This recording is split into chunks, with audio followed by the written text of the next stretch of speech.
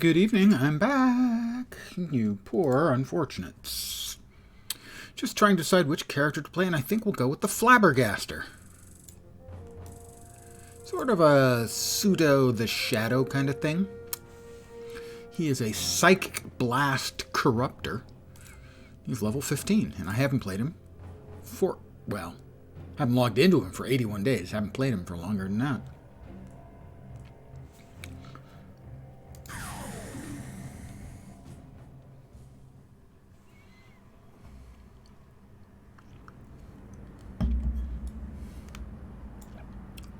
And I must have a mission right waiting for me. We have a mission to confront Velas. We still have that one left over from before. Defeat 10 Hellions and Outcasts. Is that in Paris Park?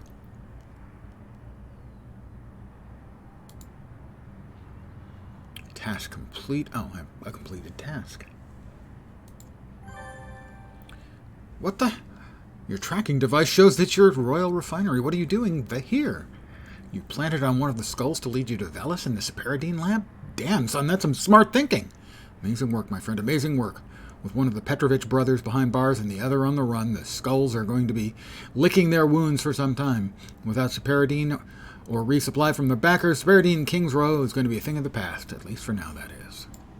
I guess we've taken care of. Assuming Backbreaker went to go find Velas, it would appear the skulls have set up their lab at Royal Refinery. Makes perfect sense. The industrial chemicals going through there would completely mask the telltale signs of Separadine production. The facility manager is probably being paid or blackmailed into letting Velas and the skulls set up shop there. It's time to shut Velas and the skulls Separadine lab down once and for all.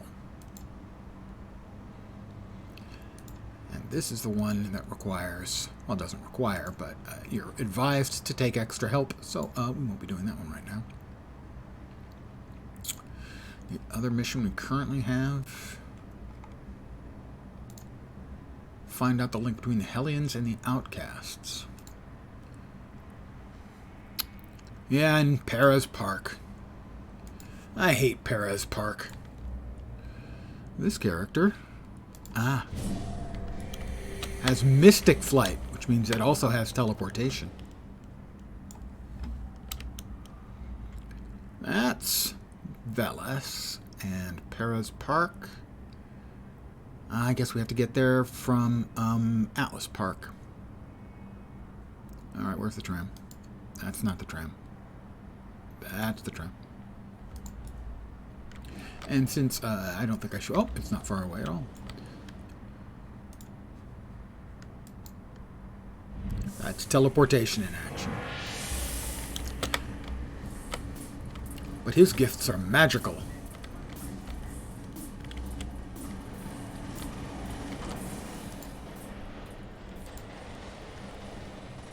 At least his teleportation is.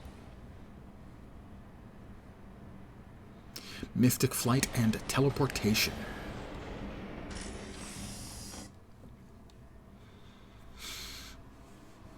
And I'll take a moment to go over the character skills, because I don't remember them, because I haven't played this guy for so long. Enhancements, manage. Alright, so we've got Metal Blast. Subdue, which is a ranged damage and immobilize. Snipe, a heavy hitter. Telekinetic Blast, which is a knockback. Will Domination, which is a sleep, basically a mez. And we also have, let's see, Time Crawl, Ranged Foe, it's a slow, a big slow. Times Juncture, AE damage, PB AoE foe reduces their damage, their speed, and their to hit. And Temporal Mending. That's PB AoE ally heal over time. Hey, Knock Knocks. I'm not positive this is going to be the ideal character for this, but, you know, you do what you can. Reduce endurance costs. We'll see how it plays. Alright, Perez Park. There we are.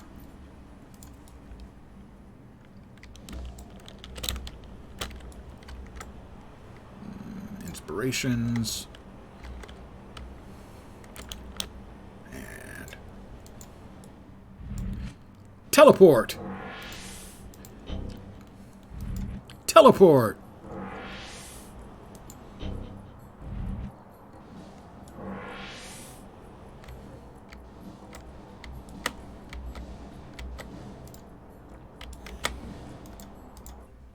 And into Paris Park. I never liked Paris Park. Mostly, as I've mentioned before, I played solo. And Paris Park is filled with very large batches of mobs. Alright, and the mission is defeat 10 Hellions outcasts. That is Hellions. I'm going to move these down to a more comfortable location for me. I don't know if he's going to count or not, but let's find out. My snipe is on 3. Pew! Yeah, he counts.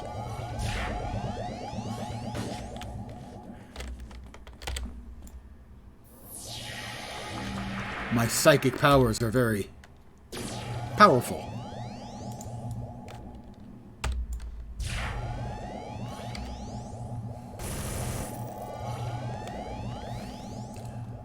I need to defeat 6 more. Those are lost, I think. No. Oh, Hellion bosses. Well, how about we line up the Hellion boss and we hit him really hard.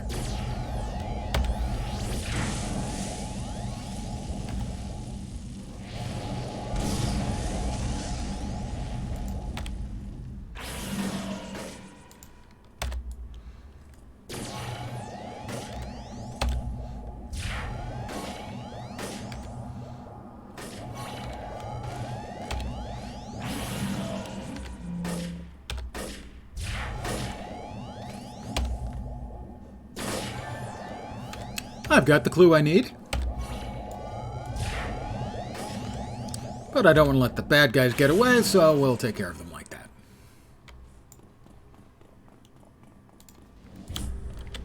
Off to Steel Canyon. That's the Atlas Park. There is a Steel Canyon. I thought there was. I have remembered correctly. We will save a little time.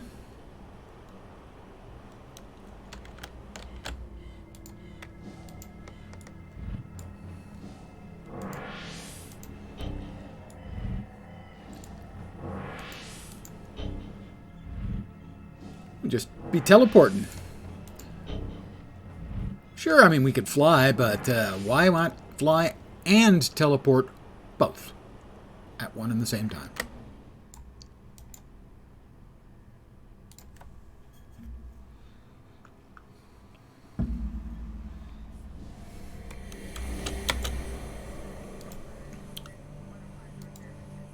Return to... Oh, I could have called the contact.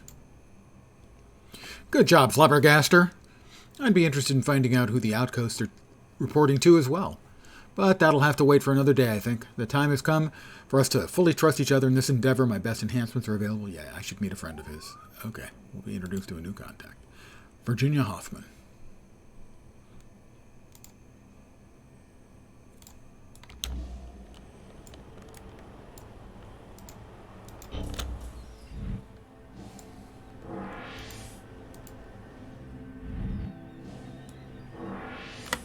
Hi, Virginia. Why are you hiding here behind the bush in the corner of the park? It just seems a little lonely. On the other hand, with your hair, I would hide that way too. Really. As long as you don't ask me where I get my information, we'll get along fine. The Circle of Thorns is getting bolder by the day. They're performing their arcane rituals right out in public, and it's causing panic among the civilians. I need you to hit the streets and stop the Circle of Thorns rituals. I don't want the citizens of this fair city living in terror.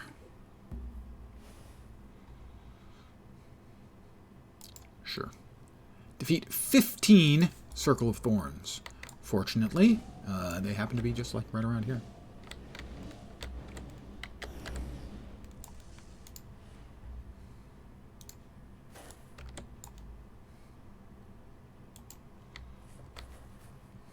Let's go ahead and snipe Phew!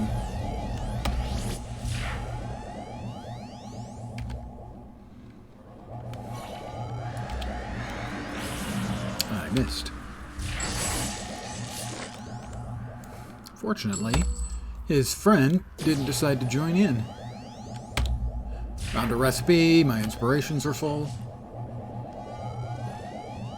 And I defeated him. That's 2 down, 13 to go. Hey, old school games. Old school missions. They were going to kill you. Well, yes, but now they're not. Because I didn't kill them, obviously. I used my psychic power to subdue them, which is almost as good.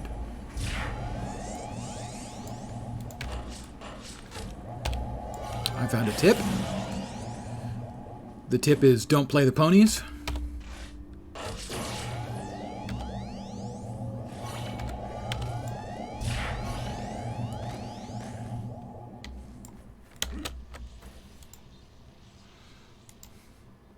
I need 10 more. You're welcome, ma'am. Thanks, that was the most horrible experience. Thank you for saving me. You're welcome. You're welcome. Easy peasy. Lemon squeezy.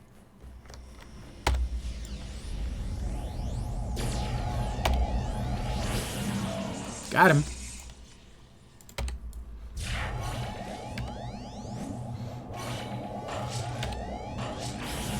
I missed.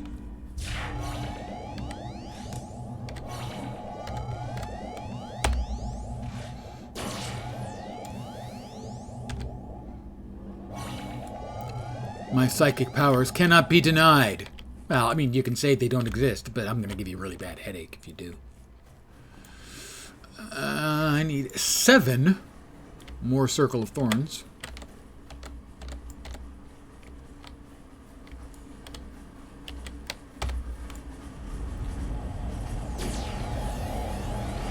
Got him.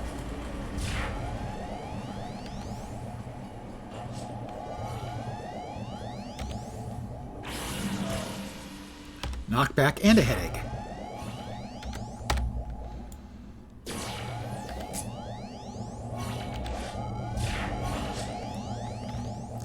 It's good to have psychic powers. You guys should try it sometime.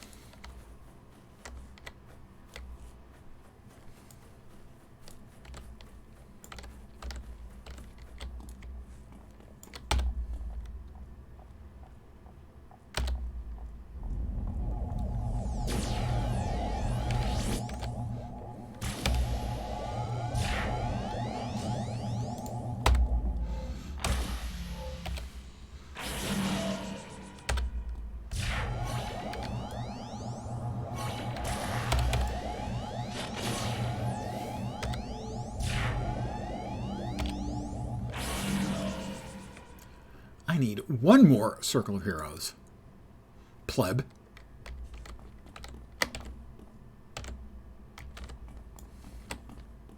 Fortunately, there are a few more of them over here.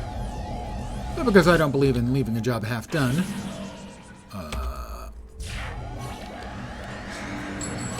take care of all of them.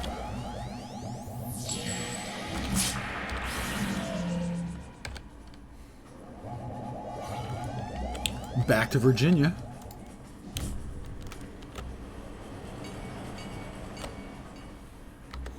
Hi, Virginia. How you doing? You've done a good thing by pushing the circle rituals back into the shadows. People will feel a lot safer now, and I always consider that a victory.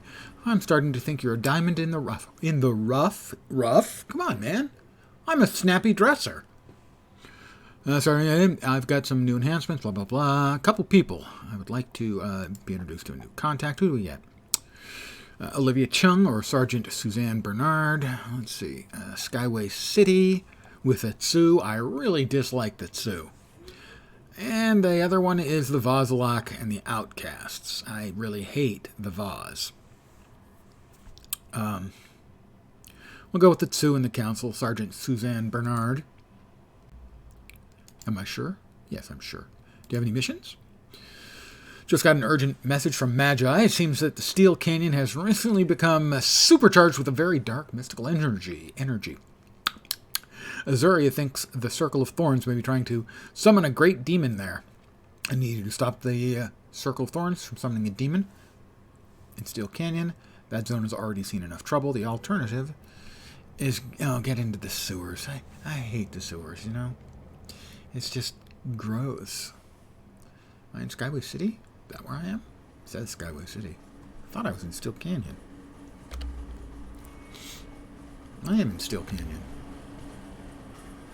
Oh, that must be the new contact I just got. Right, there we go. Sure. I have to defeat 15 more Circle of Thorns. Okay, well, sure. Then we'll do something a little more creative than a kill some rats.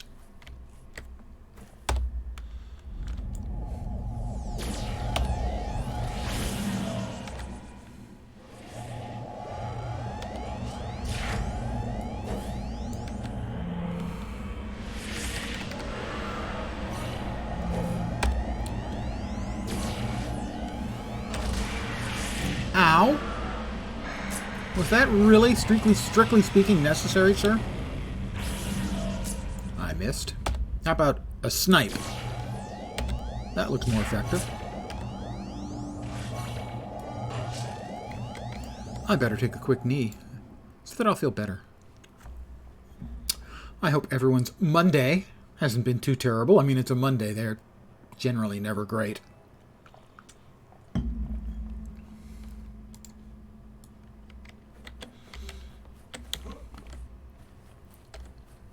The Boomtown Rats have a song about that.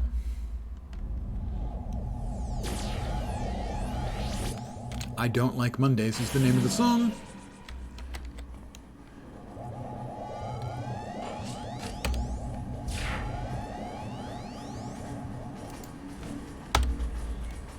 Phew. I missed. He deflected. I am curious as to how you deflect a mental attack, but fine. Can't thank me enough. Well, I also take tips, so keep that in mind, young lady.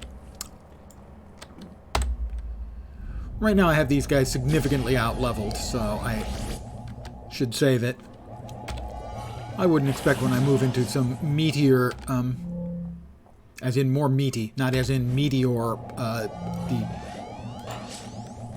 space object. Things will not be quite so easy. Yes, yes, yes. I thought I was dead. No, no, you're alive. Trust me, I can tell the difference. Trust me, I'm a mage.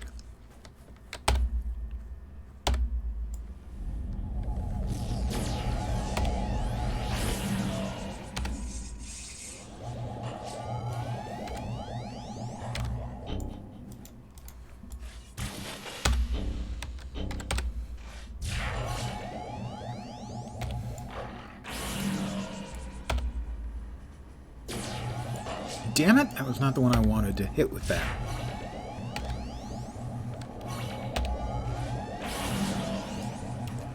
I need 4 more Circle of Thorns.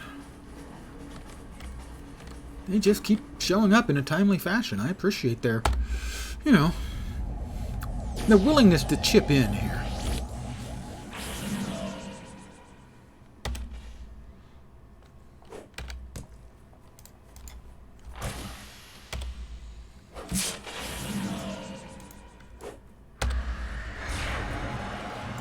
Would you stop?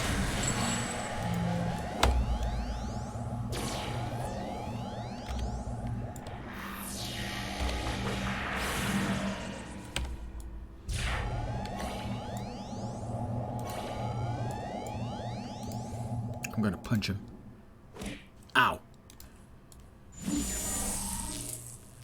I need 1 more Circle of Thorn individual. But I'll take a quick kneel before Zod. Make sure our health is completely up. Can't be too careful when you're dealing with the powers of the other worlds, you know?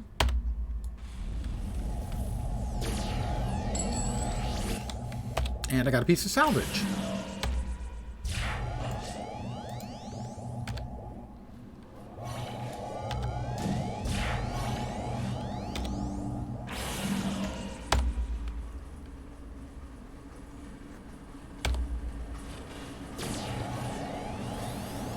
hit him for 146. He had a grand total at the start of 98. We'll go back to talk to Virginia some more. Hello, Virginia. How you doing? And assume more of the same. Yeah. Oh, hey there. I got a pretty simple task. My friend Juliana Naring has some info on the Tsu I would very much like to hear. Trouble is, she's kind of paranoid about using normal channels. So you go pick up the Tsu data from Juliana. Tsu Shenanigans is the name of this mission. Not a fan of the Tsu. But then you reach a certain level in the game, and all of the bad guys you start fighting against have got one thing or another that makes you want to not deal with them, which I suppose is actually a good thing. That's not where I wanted to go. Well, it's close enough. Because we need to go to Skyway City. Yep.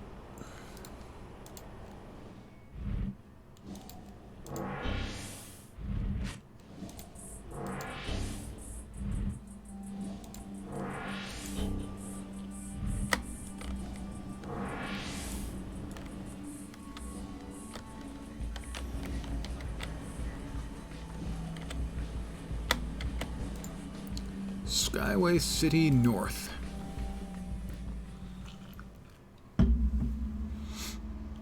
So when I logged on, none of the servers were in the red. So it's a Monday night. Unsurprisingly, fewer people are playing. Let's see. Get the Tsu information from Juliana.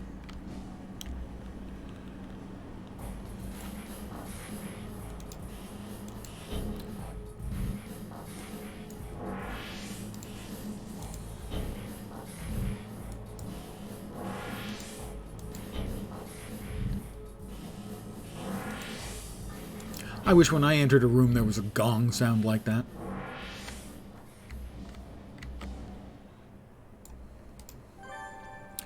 I'm so glad Virginia Hoffman sent you. My sources tell me the trolls have been meeting secretly with a Tsu. In fact, I just got word that some Tsu were seen entering a troll-occupied office building not far from here. I think you should go check it out. I will. But before I do so, I will, once again, weenie out and set my notoriety to -1. Especially because this is not an especially gifted offensive character.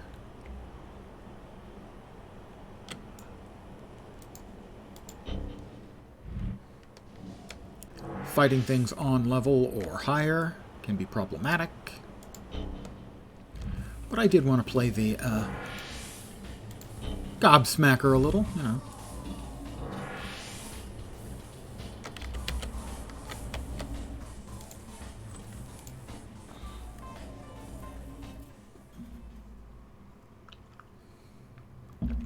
This seems like an ordinary office building, but the unnatural hush tells you that no legitimate business is being conducted here.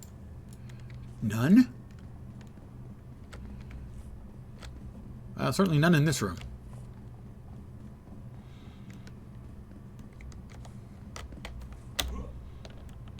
Doesn't look like there's anybody up there, but I will make sure. Aha!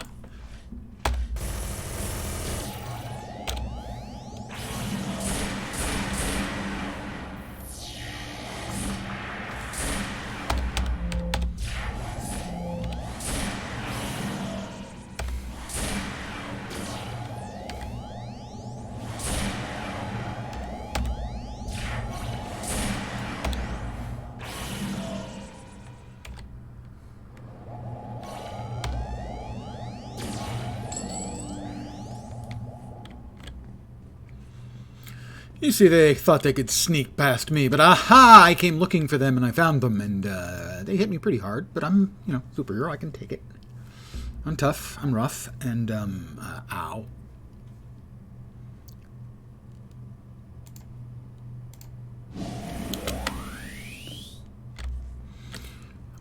Three office workers to rescue, so. Second floor, lingerie, power tools, pet supplies. Yes, I do make that joke every single time.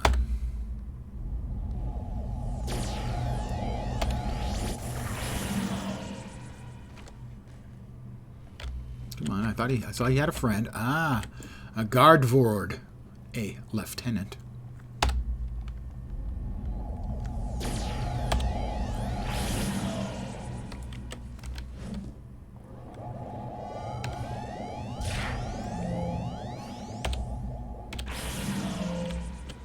Wow. Okay, I pwned him pretty solidly, I have to say. I don't want to sound like I'm, getting all full of myself, but I did a job on him.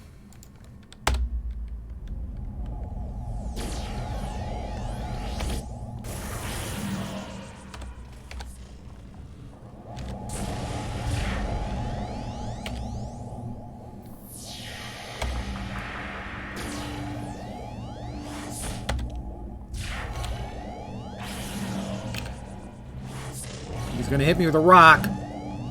Okay, he missed me with the rock.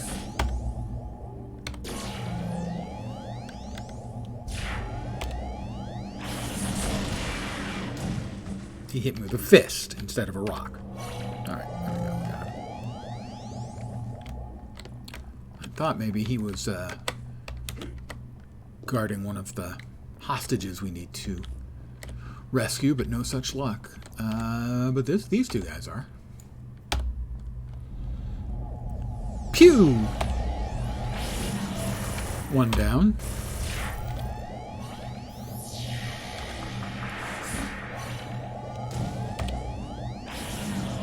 Missed. Alright, we've rescued one. What do we have?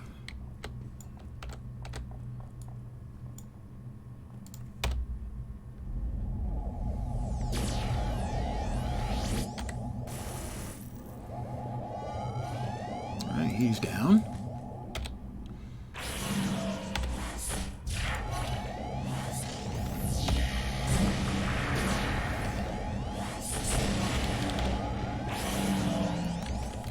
I took a few hits. I will take a knee.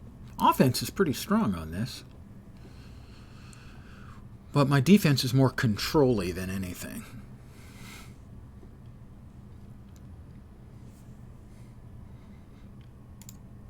What was...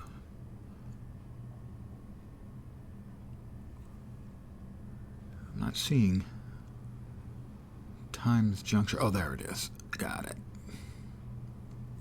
That's the PBAOE. For when I have a lot of friends coming at me at once. Spoiler, they're not actually my friends.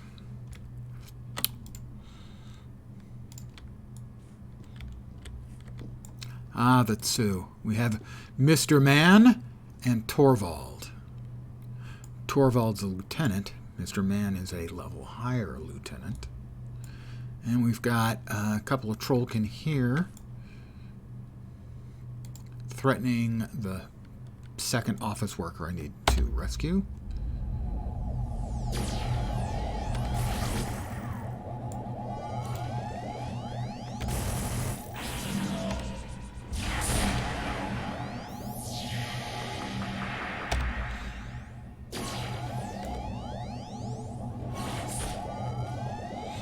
Alright, two are rescued. Thanks, Flabbergaster. You're the best. And you, sir, are a keen judge of character. Alright, they are not seemingly threatening anybody, but we will remove them just to make ourselves put ourselves on the safe side.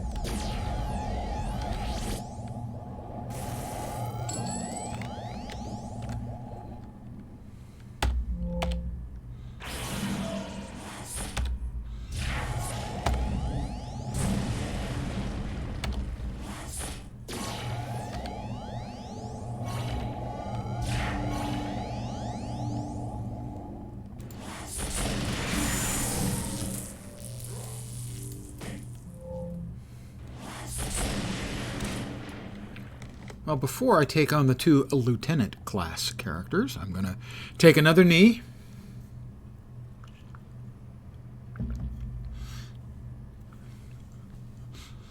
I do like the mental, was it psychic energy, psychic blast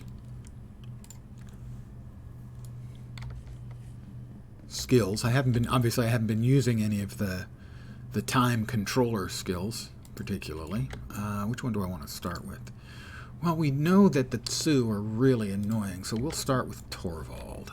To be on the safe side, I'm going to go ahead and pop a couple of inspirations here. Accuracy to make sure my shots hit.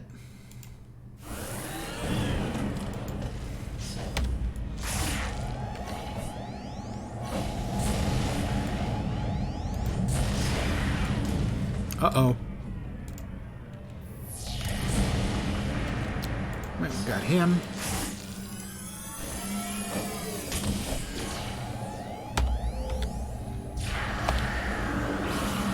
That's the skill I remember being so incredibly annoying.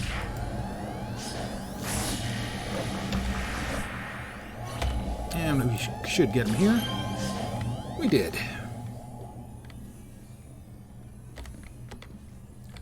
Are they threatening anyone? They do not seem to be threatening the last hostage we're looking for. Nor do they. But we can... Well, we still have our... Well, we do not have our buffs up anymore, actually. Turns out. Ow! What do we get from time control on him? He gets slowed. Ow! That hit really hard.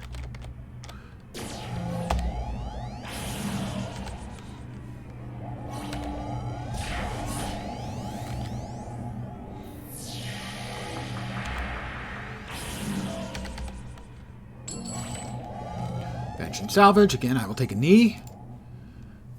I'm fragile. I'm a delicate blossom.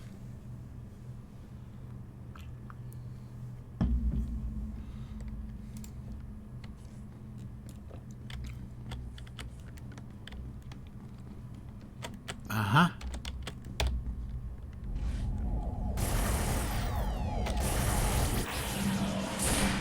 Ow. This is not going well so far.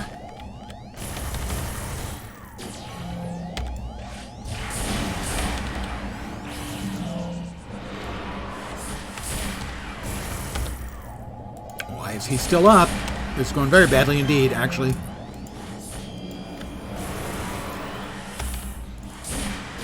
Daddy could use a crit.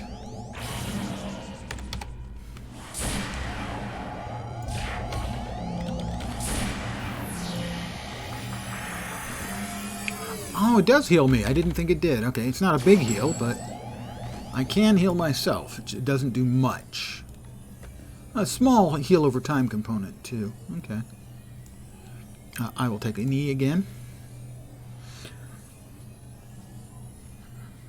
Never forget, if all else fails, start chug-a-lugging your inspirations.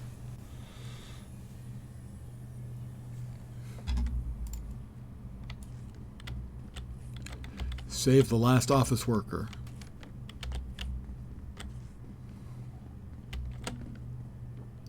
They're not there. Oh, maybe we've got baddies.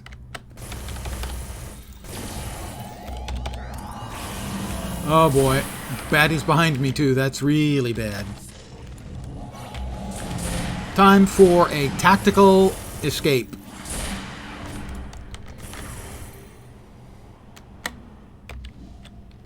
Because otherwise I croak.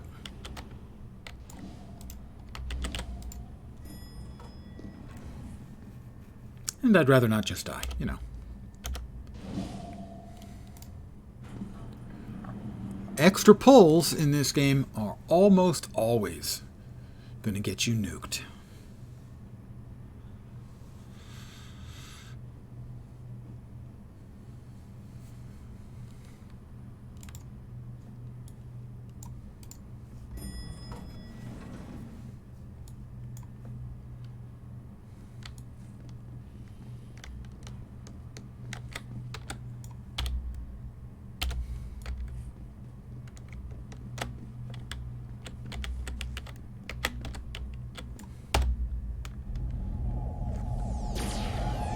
That was not good.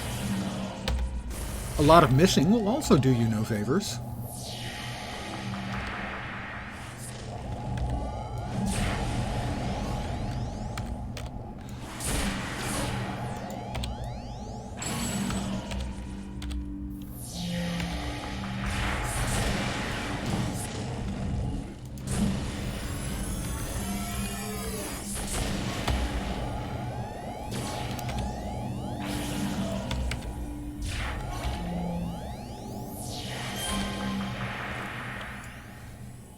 Again, we'll take a knee.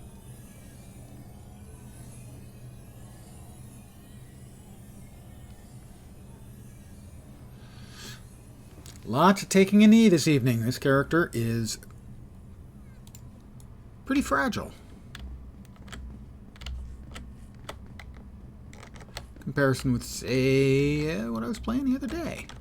Last few days.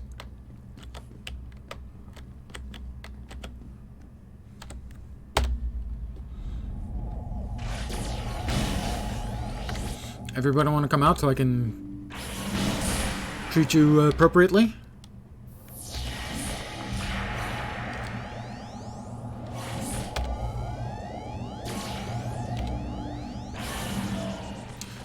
Clue found. Mission complete. Dump it to bum bum.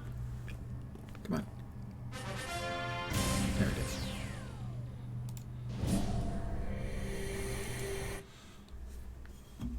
The mission complete music for the villains is also very cool. I do have an XP buff running.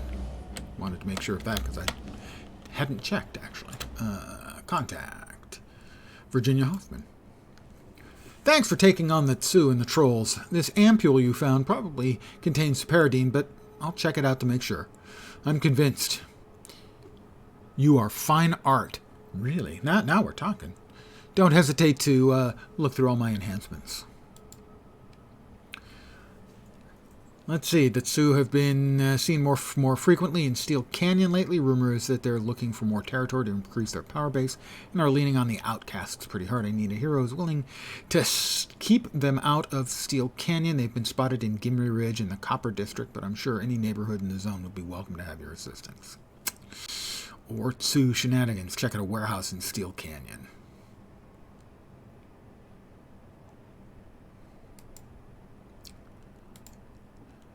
Bust gang leaders and their crews. All right, we're going to bust some gang leaders and their crews. But they are in Steel Canyon, and I am not.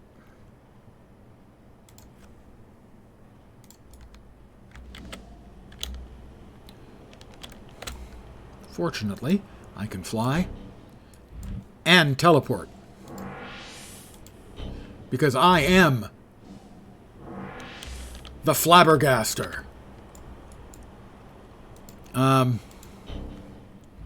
The closest I can come to rap is the noise I make when I hit my head with my knuckles. See? That's a rap. That's as good as it gets. Steel Canyon south. Presumably south. We'll find out. Busting rhymes is not my style. I can't do it, not by a mile. Okay, I'm just going to stop right there.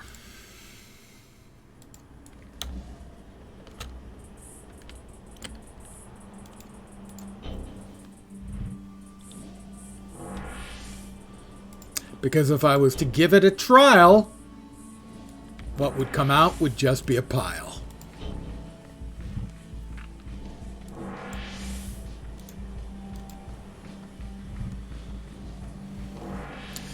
Elder M.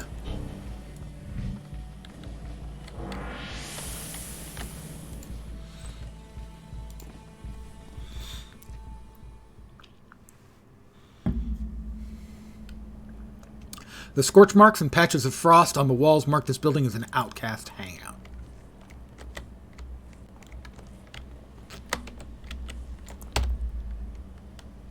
Pew.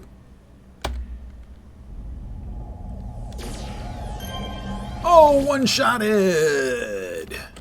That had to hurt. So, If I time crawl him now, he'll get very slow. You can tell by how slow he's moving.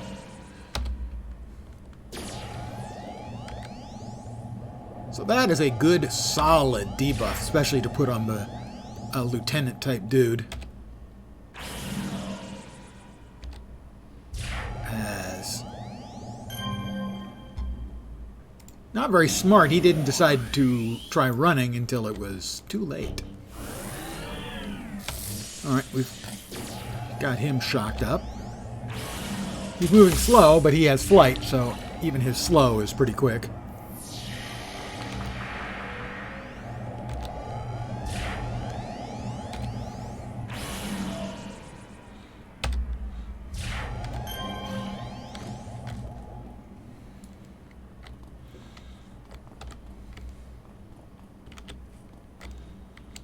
Anyone up here? Upstairs? There is a person up here on the ramp.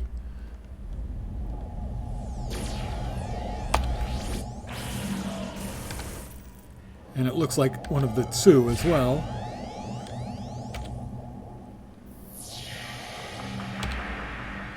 Maybe two of them. Jumping around. Like fools.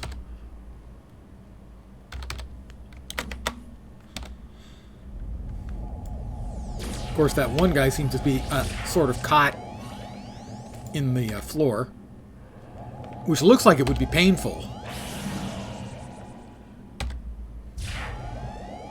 I hit him so hard I knocked him out of the floor. Shoot.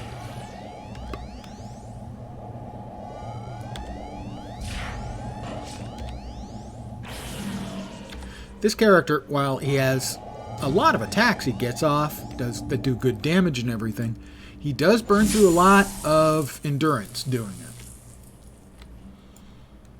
it. So that's something I have to keep in mind here, is if I get too aggressive with him, I could run out of endurance, so I won't want to willy-nilly use up my catch of breaths, because endurance might save my life.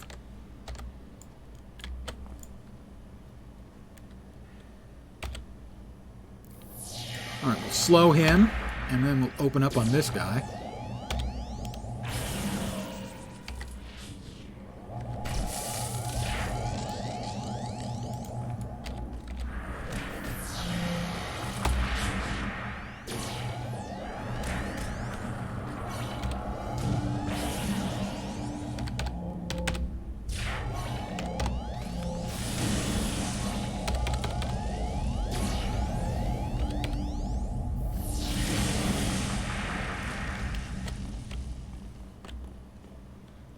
Look left, look right. We've got more.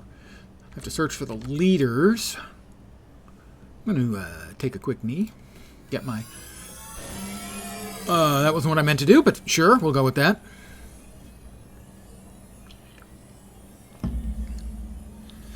Not much in the way of healing on that one. At least not from me. I don't know how much more it might do for other characters. Of my friends. If I had any.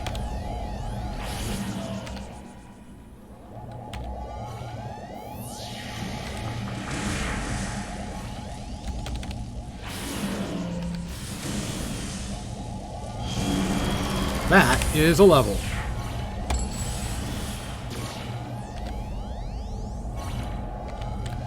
Let's see if we can't move into our next batch of targets. Maybe the bosses? Good evening, and beer o'clock to you too. Pew.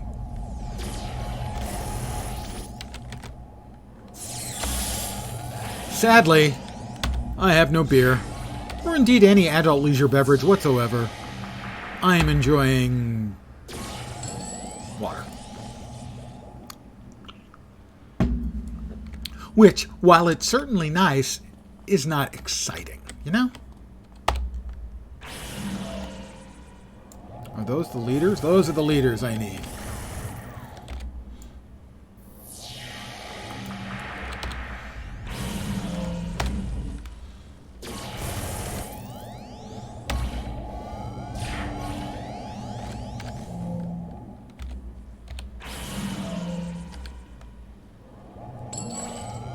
Well, you know, when you're thirsty, water's really good.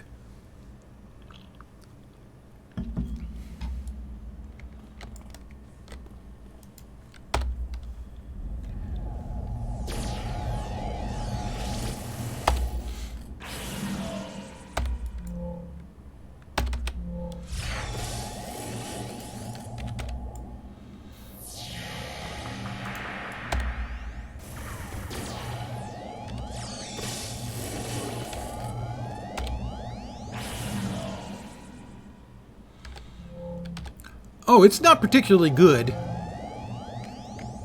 It's not bad. I mean, I've had worse municipal water than the Silicon Valley water, for sure. I grew up, for the most part, in the Bay Area's East Bay, where the water is supplied by EBMUD, East Bay Municipal Utility District, and that water was freaking great. It was really good.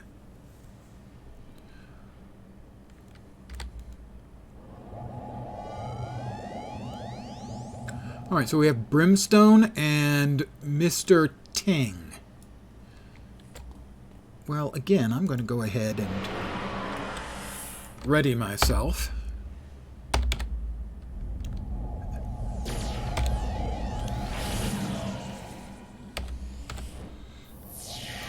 Let's try to time crawl Mr. Ting.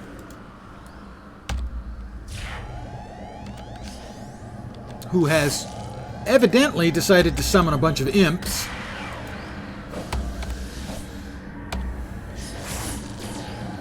And I missed. Brimstone's back up. This is not going great.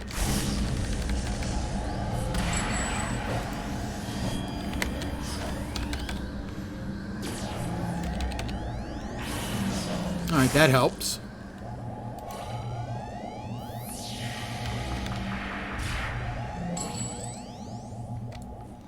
Got him.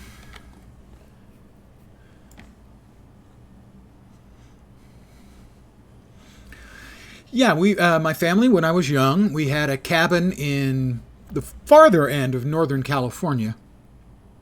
Wow, I don't need 5 catch-a-breaths. Near Mount Lassen, which is... there's a national park, Lassen Volcanic National Park. We were just outside the park. And the water we got there was from a spring. It was a couple hundred yards up into the mountain, up into the very steep hillside. And there was this incredibly beautiful glade in the middle of, a pine forest.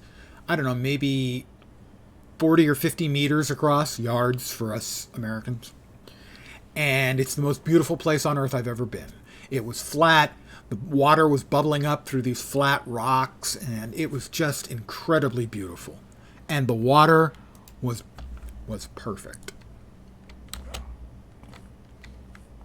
So I know how good mountain spring water can be. Unreal.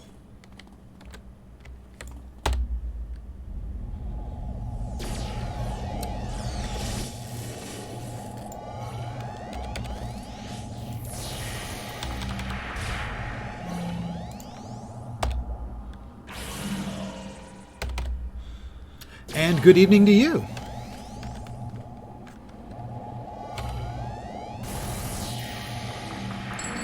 Yeah, it's kind of funny you would put it that way because it kind of did look like a made-up location.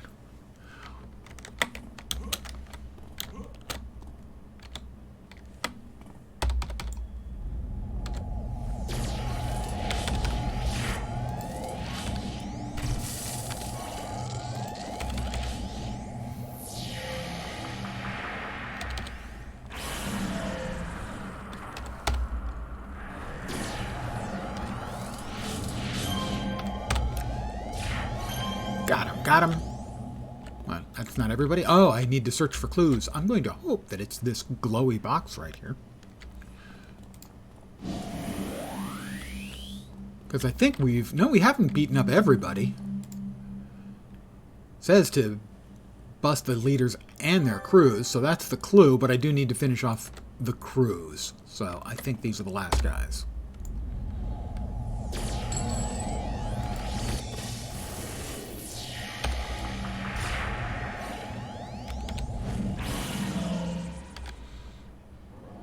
And now you can sort of see I'm getting the hang of what I should be doing here. So, for instance, I hit this guy pretty hard, but I also slept him.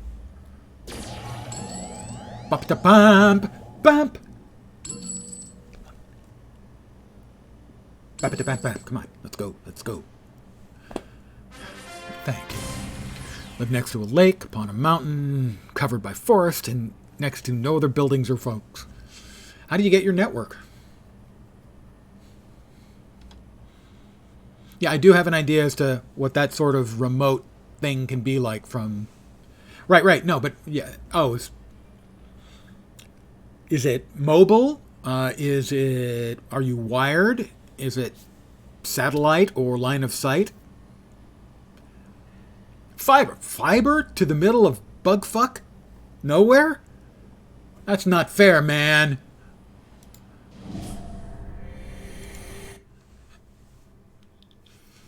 Fiber. I'm in Silicon Valley, where if you're lucky, you can get fiber to the node, but not to the door. 500, 500. I get...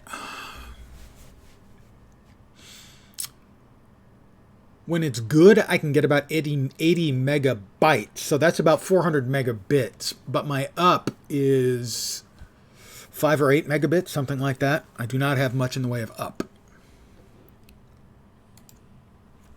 About 2015, all countries that apply got huge grants to put down fiber for the boondocks. That's great. Here in the U.S., we've been dicking around with that sort of legislation, but the big telcos keep shooting it down by throwing money at the problem and then lying about it. Throwing money at the politicians, getting money from the politicians, and then lying about it being done. Gigabit down, 125 megabit up. I'm an old man, so I'm going to share two pieces of information. The first one is I downloaded the beta for Star Wars The Old Republic at 1.5 megabit. That took 2.5 days. And I did the networking on a contract basis for Killer Networks, who were right across the street from Electronic Arts main campus. And the fastest I could get there was 1.5 megabits.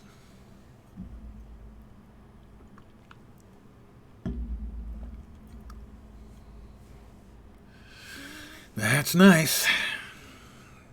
I'm not entirely envious. Oh, who am I fooling? Yes, I am.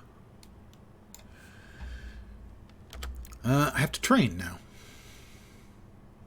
I am nauseatingly envious.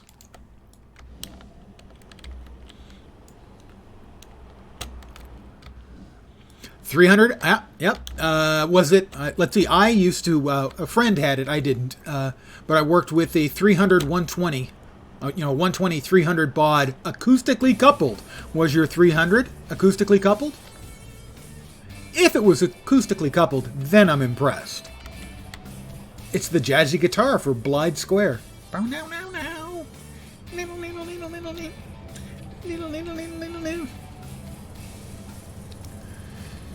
So yeah, if you worked with a 300, you are of an age. Well, the acoustically coupled were the ones where you had the old-fashioned phone, and it had two sort of suction cup things, and you nestled it into the cups. That's acoustically coupled. 120 was the lower speed setting on a 300. Ah, okay.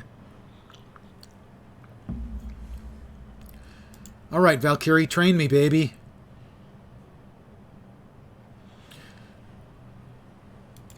I have a new title. Let's see. I am currently the Fantastic Flabbergaster. I'm going to stick with that. Oh, RJ11. Yeah, that is fancy. Compared with acoustically coupled, yeah. I'll train to my new level of power. I will train up to the next level. What do we want? Let's see. Psychic Scream. Is that a fear, I think? How the psionic energy resonates in the minds of all foes within its conical area, its cone attack, inflicting moderate damage. So I am a Psychic Blast time manipulation character. Let's see, temporal selection. You distort time around an ally, selecting a period of time where their abilities are at their highest. Their damage, attack rate, and regeneration rates are dramatically increased for a brief period. This power places the accelerated effect on a target. While this is an effect the target has any healing and healing over time effects, they are significantly increased. Distortion field. You can choose an area to slow time, the flow of time to a crawl. All enemies within the area have their attack rate and speed slowed down dramatically. In addition, affected enemies might become held as they are frozen in time. Targets affected by time crawl have a chance to be held increased. I think we can go with Psychic Scream and give me a nice little cone attack. These do definitely seem to be more group focused, and I'm currently still just playing solo here. So we'll go with Psychic Scream. I have a sneeze coming, I can feel it.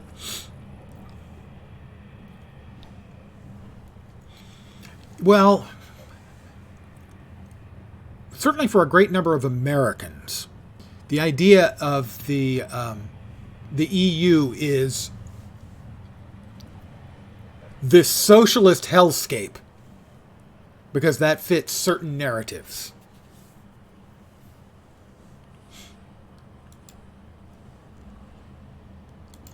Let's see. Where's my new attack? Where'd it go? Where'd it go? Where'd it go? That's will domination. Where did it not show up on my powers list? Psychic Scream! Where do we want to put this? Yes, I know. You poor fellow. You seem like a decent sort. It must be a terrible burden for you.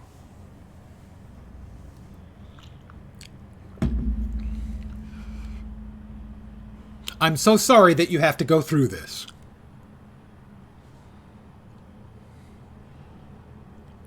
Let's see, let's move that there, we'll move that there, we'll move that there, that there, that there, and we'll go ahead and drop our Psychic Scream right there. It is genuinely a shame because you do seem like a decent sort.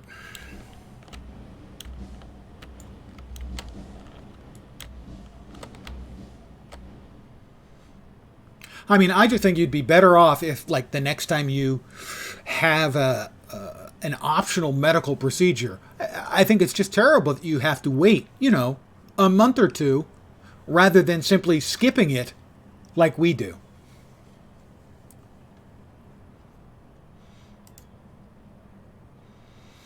Virginia. Ask about that statue you found is exactly the kind of artifact the outcasts crave. It may be that the Tsu were trying to sell it to them. Now, if we only knew what they wanted in return. I have a bad feeling that Tsu are planning something big. We need to look further into their meetings with the outcasts and the trolls. This is a street sweeper mission. Basically just going to an area and beating up specific type of mobs, but Tsu shenanigans. I got a call about that drug ampule you found at the meeting between the trolls and the Tsu. My friend Wyatt Anderson is pretty interested in seeing it for himself. Would you take the drug ampule over to Wyatt? He's probably just another dopehead. Yeah, I'm going to go with that.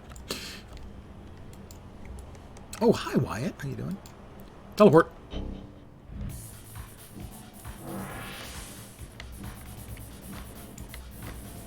Hi Wyatt.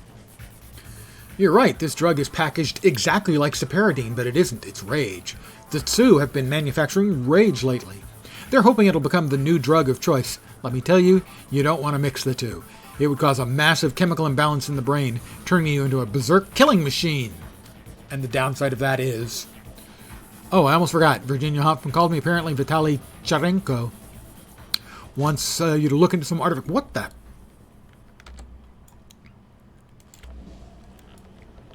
Ambush me? You think I'm going to put up with that when I can just fly away? Stupid stew. No, stupid guy. English, wow. Stupid Tsu. Wow. An ST word followed by a TS word. All right, back to Skyway City.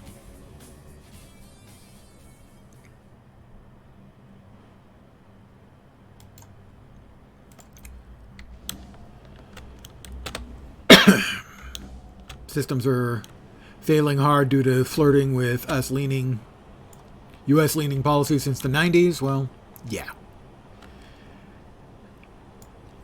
One of the last persons for an example of quality for free dental. I had to pay for that. Around $2K to fix my teeth to the level they qualify for care. Well, every system's going to have its issues. There is no perfect answer.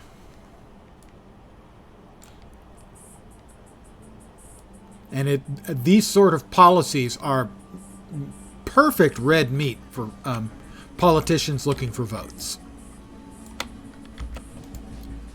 Skyway City North. And so actual policy decisions get shuffled out of the way to make room for politically expedient decisions.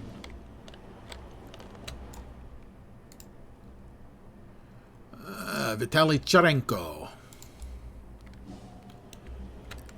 Oh, wow. All right.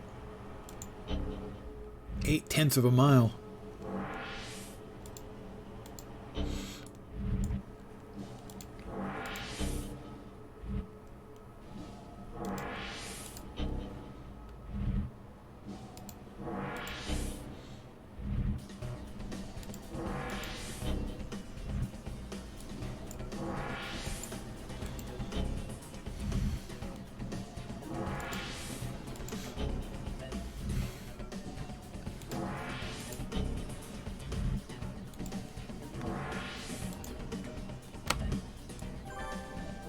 Badge earned. I have earned the Healing Node badge. Okay. Apparently I healed somebody. I don't know who or why. Vitaly Charenko. Is he smoking a pipe? No, a cigar. Okay. You say that Tsu, we're trying... Oh, I'm being ambushed again by the Tsu. Okay.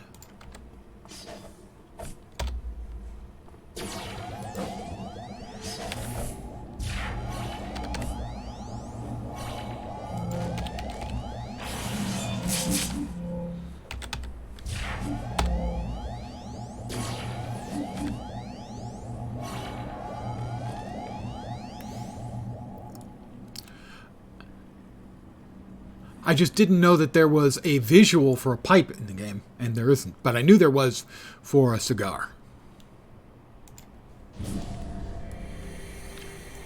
Interrogate Sue about the plot. Which mission is that? Okay, this is the one. Yeah, I gotta beat a whole bunch more Sue. Alright. No, not a red difficulty Guardvord, thank you. Do they have to be in this map?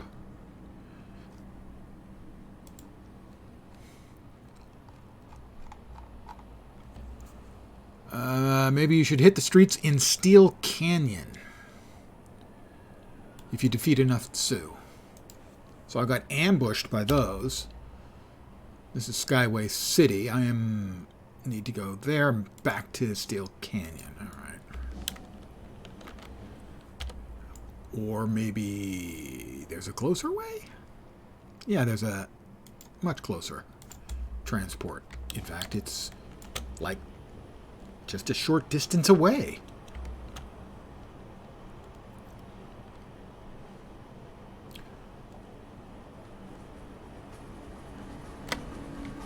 I would assume, actually, that the pipe smoker is significantly safer than a cigar smoker. In both cases, you don't really inhale. You just sort of pull the smoke into your mouth and then exhale. And that should have a roughly equivalent amount of exposure. But the cigar sits on the lip. And I would think that is a significant additional risk. Oh, heavens no, we can't slip a nip around here. That's just not something we allow for. I need to really quickly grab my convenient Prima Guide and actually use it to see where I can find the Tsu in Skyway City. Let's see, emotes, Tsu, where can we find the Tsu? It's Independence Port. Skyway City. No, we're not on Skyway City. We're back in Steel Canyon now. Let's see, where can we find the Tsu? Background story, resources, Cook's Lab. It used to have a thing where they would tell you where you could find them. Ah, there we are. Neighborhoods and villain groups. The Sioux. Uh-huh. Silver Lake, Royal Overlook. Looks like the Sioux are available in everywhere but the Copper District and Gimri Ridge. All right. Everywhere but the Copper District and Gimri Ridge.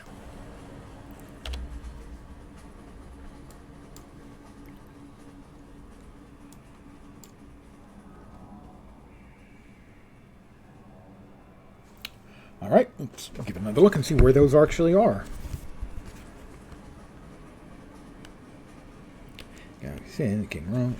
Gimri Ridge. Copper District and Gimri Ridge are southern, middle, and southwest.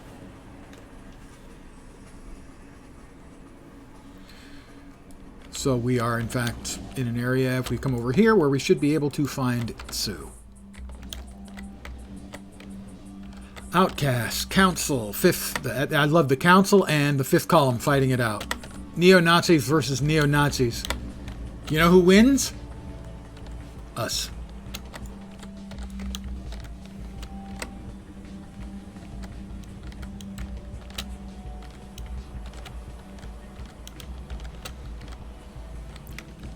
Looking for Sioux. Seeing lots of outcasts and council.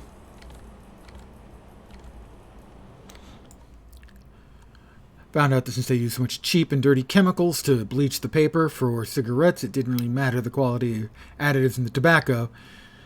The lead in the rolling paper would kill you faster. Well, yeah, that's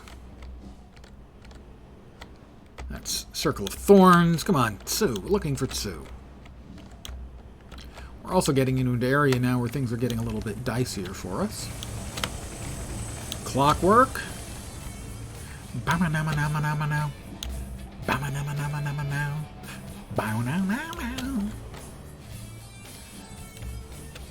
Yep, my granddad was a pipe smoker and never really had any problem with it. And he lived into his mid to late 90s.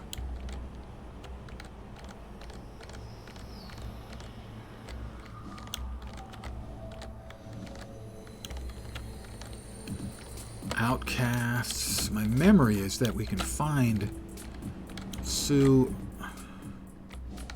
I'm having no luck finding Sioux anywhere around. Oh yeah, well, it's going to be luck of the draw and possibly also genetics.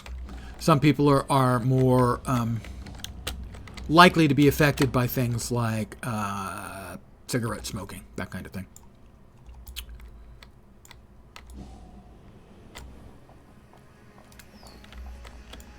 What do we have? We have too many of them right there, and too many of them right there.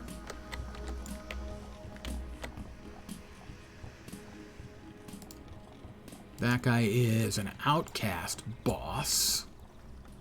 Let's get back to flying. So we can find individual Sioux or onesies, twosies to take on. Because fighting a half a dozen mobs of the same level is a sure way to suffer unpleasant after effects. There's a couple of outcasts. We've got trolls and outcasts. Outcasts and trolls. Outcasts and Sioux.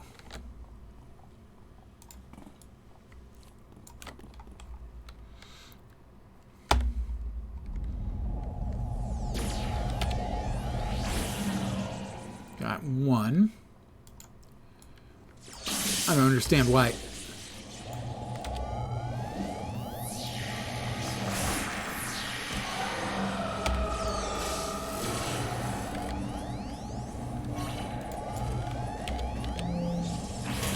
Why the guy who was just fighting with the Sioux is now going to help him try and beat me up.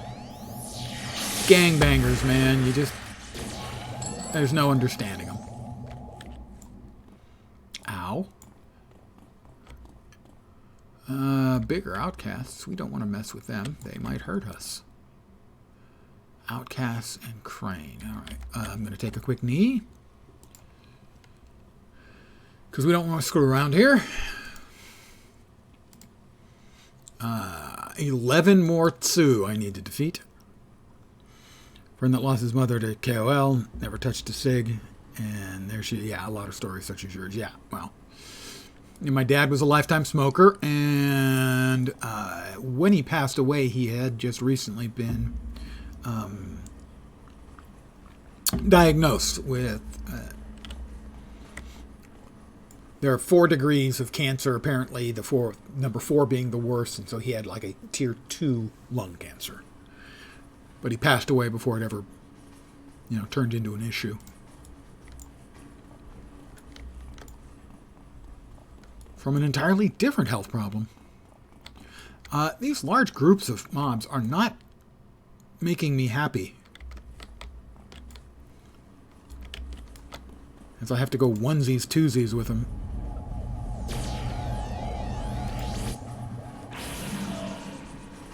So we hit him, mount up, and take off. Ow.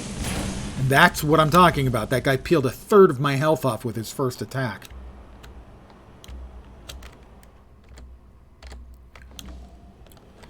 Friend that works for a university hospital in a larger city in Sweden. His work consists of researching what makes old folk old. Says that genetics plays a huge role. Yeah, I would agree with my understanding. And other factors, diet, alcohol, drugs play very little role if your genetics suck. Yeah, there's certainly, they have an influence. The question is, nature provides a lot of benefits to some people, and others don't get those benefits. And if your genetics screw you, there's nothing you can do to unscrew yourself.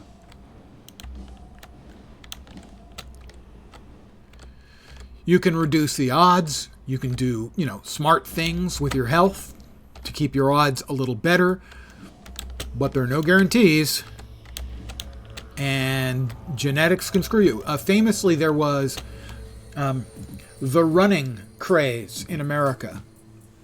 One of the guys who helped popularize running as a way to stay healthy was a guy named Jim Fixx. And his father, I believe, smoked and drank and died at 55 of a heart attack. And Jim Fixx was motivated by him to get healthy. And so he became this runner and was in incredible health, and he died of a heart attack at 55. The same age his dad died at, and his dad smoked and drank. The genetics just fucked him. Yeah, well, there are no guarantees. And yeah, the example I use is Jim Fixx, famously. It was, he did everything he could do, and he still got unlucky at the same age that his father did. Because sometimes... Yeah, I don't know about Smile Runner. He was one of, if not the most important guy in popularizing running as a way of staying healthy. I'm not familiar with that story. I don't think so. That he invented the smiley. But I could be wrong.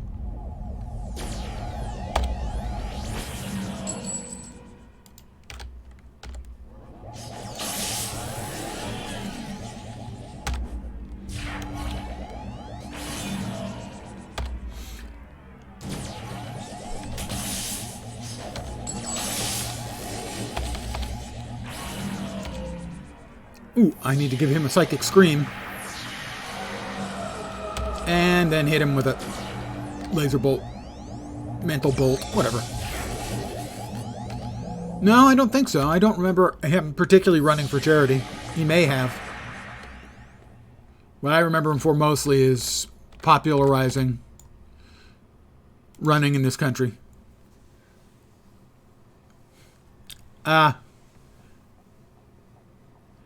Oh, in the 70s? Now, Jim Fixx would have been later than that.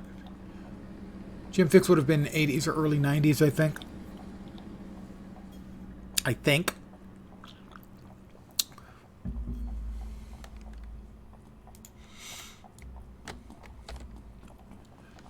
do not like these ancestor spirits. They suck. But I need to kill Sue, and he'll count.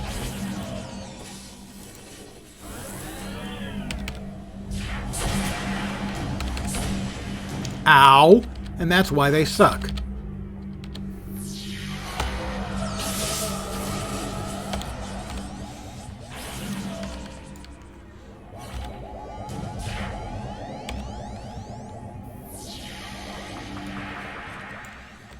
What are we at? I need 7 more. And again, I'm going to take a knee.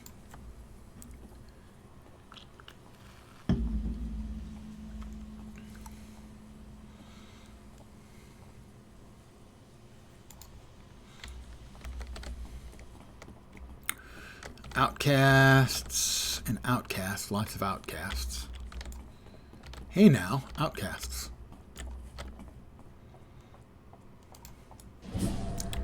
Alright, we gotta find some more Tsu. Quit smoking after 22 years. That is certainly good. My mother was a smoker for many years as well, and she quit, I would guess, after probably somewhere around that. And it was never a problem for her. She quit, and she did get breast cancer, beat that, and lived until her mid-80s. So I don't think necessarily it will fix any damage done, but it certainly, I think, can. And it'll help regardless, and hopefully at least provide other health benefits. All right, we got a couple more Tsu here that I can get.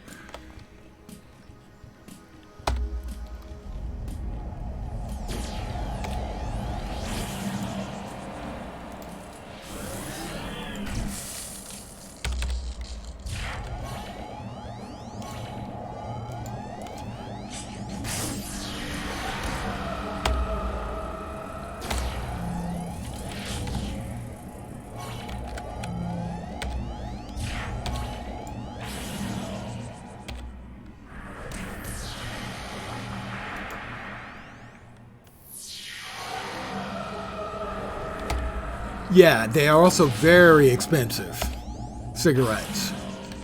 If nothing else can convince people, I have seen cases where the expense convinced people to stop. They just couldn't afford it, realistically.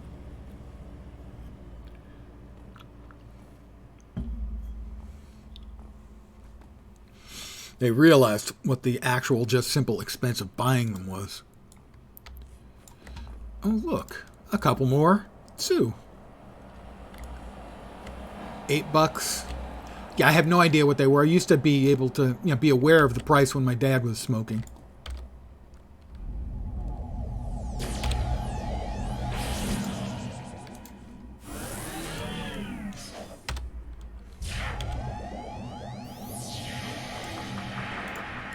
Scream!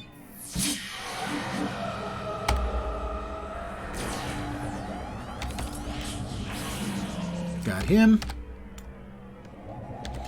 I need 3 more Tsu.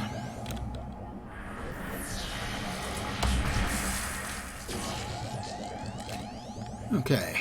Again, take a knee because, well, this character's pretty glassy. $3 when you started? Yeah, that's a shitload of money difference. $5 in what, 30 years? To go from 3 to 8? Yeah.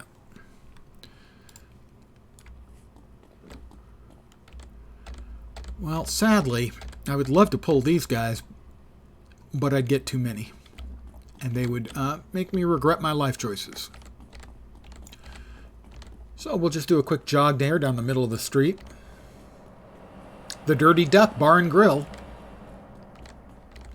We definitely do not want to mess with a pink difficulty guy, as he's got chunks of tougher heroes than me in his stool.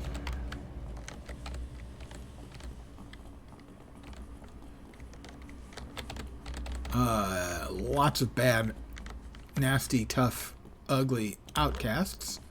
And because I'm a very charitable guy, I'm going to give them a pass, mostly because they would kick my ass. We need 3 more.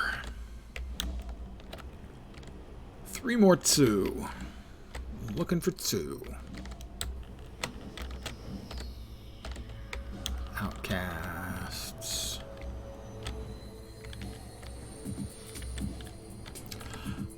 It does a little bit. I mean, I'm not being able to reliably hit and CC. But between Subdue and Will Domination, I'm getting about 1 out of the 2 is likely to affect one of the targets. So they're basically both working as kind of half a solid CC. Also, the Scream is occasionally causing fear. So the problem isn't that I'm not getting any CC. It's that I can't get it reliably when I need it.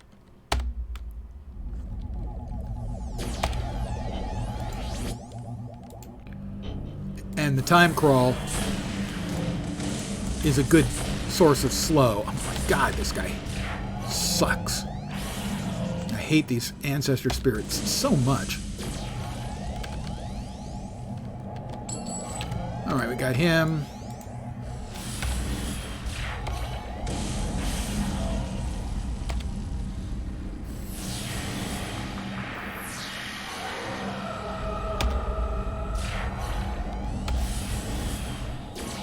Alright, 2 more Tsu. I think we've got 2 there. We do. So I'll take another knee and heal up. Yeah, not much in the way of AE. A little bit off the Psychic Scream, and that's about it.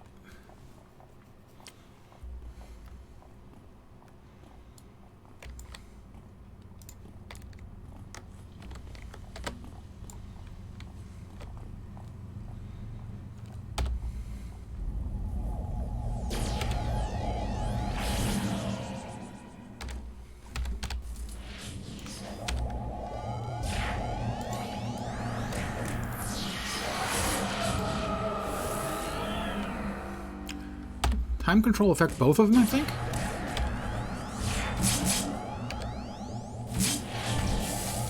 Alright, that's what I needed.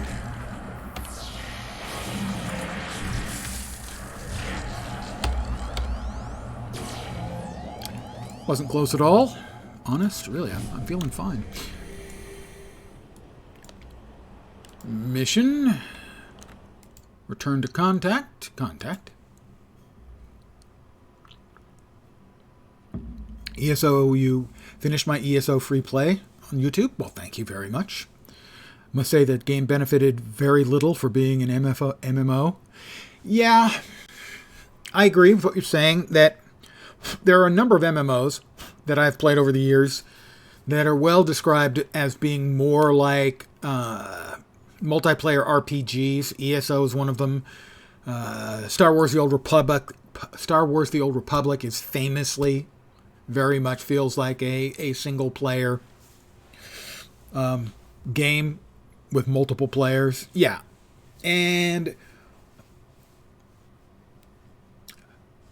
I think a lot of it depends on how you approach the game. So for me, those are fine because I generally tend to play solitaire.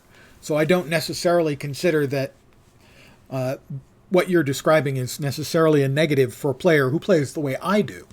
But I do understand that there are a lot of people who play MMOs primarily for that MM part. And therefore, those games, they can find them much less interesting, persuasive. And ESO is definitely one of those. I got into the ESO beta very early. And it improved a lot over the time I was in the beta to launch and everything. It didn't really catch on until they did the level scaling change, which I think, for a player like me again, was very, very much to the detriment of the game. I am not a huge fan of game-wide level scaling like they do in ESO, like they now do in WoW. I think the games suffer. The games become homogenous in a bad way. I think scaling the way City of Heroes handles it works, where if you group up with someone and they're higher level than you, you can scale up or they can scale down. so that you both are having a roughly equivalent experience. Granted, the guy who's higher level is going to have more enhancements, more skills, so on. So they're still going to be more powerful. But that scaling works, and I think Guild Wars 2's downscaling works as well. Where you go to a lower level zone, you're still way more powerful than a character of the level zone equivalent, but it's not no risk. If you're not paying attention, you overpull, you can still die. Just mean a lot of resources are wasted by making a mishmash of social features on a single-player game that could have used the money for an even better single-player experience. The way I describe it, both for ESO and especially for Star Wars The Old Republic, because they both had, to my mind, a very similar approach. They took the single-player role-playing game experience, which was widely loved, and they said, we're going to make an MMO out of this. And they took that, and then that as their skeleton, and then they hung MMO parts off of it. That does not make for a good MMO. It makes for a good role-playing game that has MMO parts. If you really want to make a good MMO from an RPG, you have to start with the MMO skeleton and hang the RPG parts off of it. For example, in Star Wars The Old Republic, which is modeled on Knights of the Old Republic and 1 and 2, in Knights of the Old Republic, you could alienate your companions, end up alienating them so they'd leave. You could fight and kill some of them. If the storyline choices that you made took you in that direction, that's what would happen. And initially in Star Wars The Old Republic, they did that too.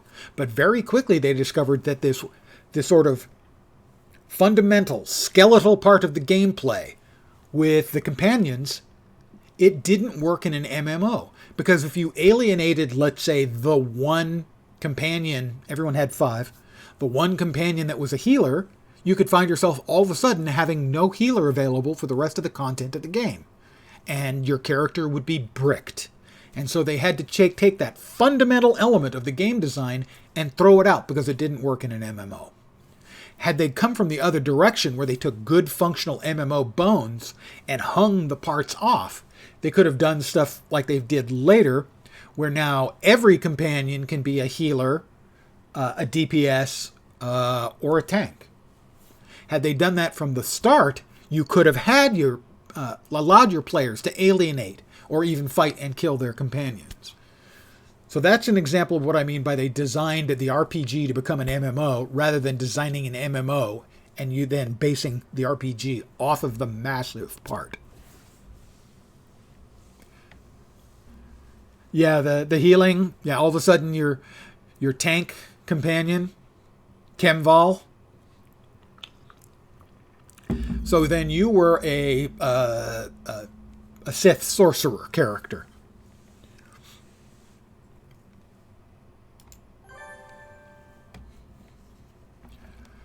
So had they gone from the start, with your companion can be any support you need, at least they could have supported the narrative function of the companions, which basically became unneeded in the end design of the game. So one of the Sioux you defeated was carrying this note. Nice job. I think I can get this decoded very quickly with any luck. It'll tell us more about the Sioux's recent meeting with the trolls and the outcasts. I've sent the note to that Sioux gangster was carrying to a cryptographer.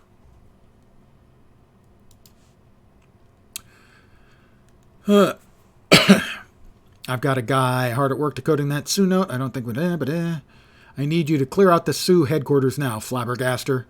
Take this one comm unit and you can get in touch with you wherever you are. Mr. Poe and his crew. I'm off.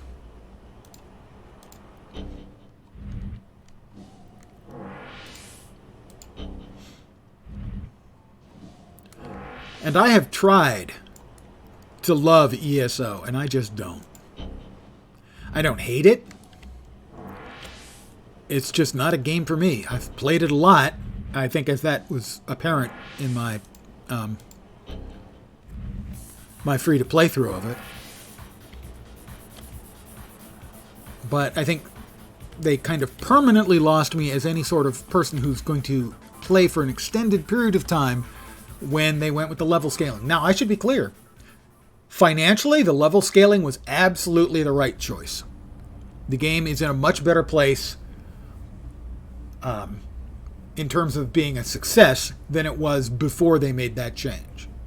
For me, however, it kind of killed the game.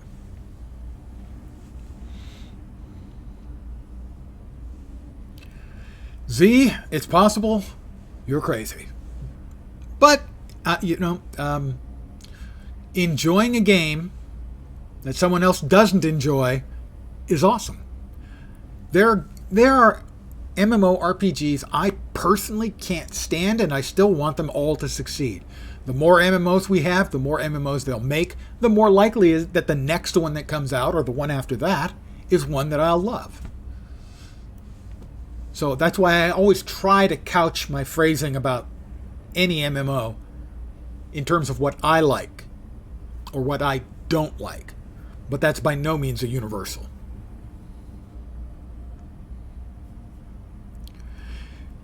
Generally speaking, the combat is held out to be the weakest part of ESO. The floaty nature of the combat in general. If you are a regular on the subreddit for MMOs, even the strongest proponents of ESO and how much they love the game, most of them agree that the weakest part of the game is the combat.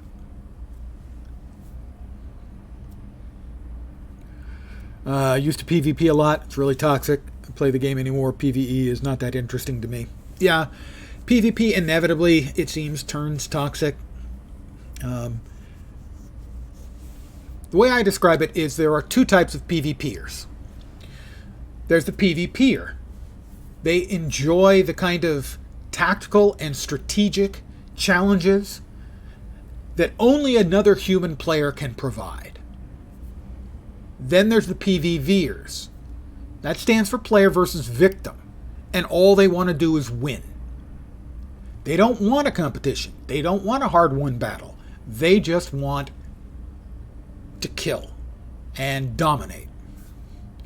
And I think the first group makes for an effective, fun, competitive environment for PvPers.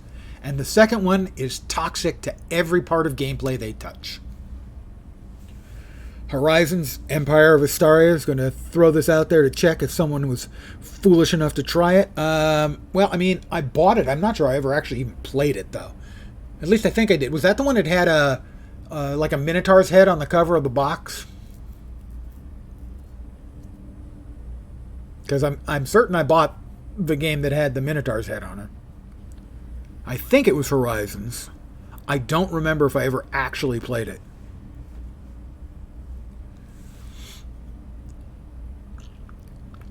You know, I have a number of friends who enjoy PvP, and they are all of the PvP type, not the PvV type.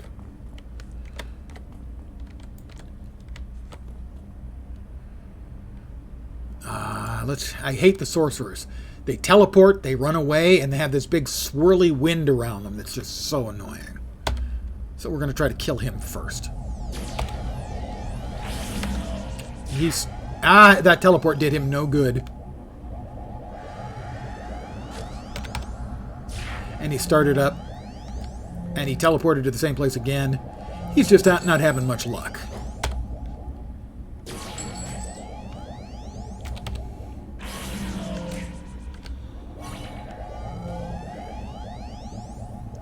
You could play a hatchling and then become a dragon with flight and such. No, I don't think that was the one I was talking about then. But there was next to no combat and only crafting in the game. And the end game for dragon was to accumulate a horde and lay on it. I like some of the ideas behind that, but I don't think that would make a particularly successful game.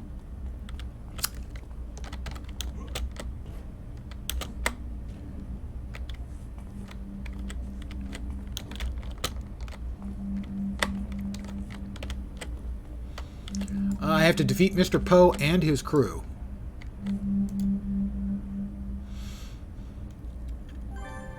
I found a clue.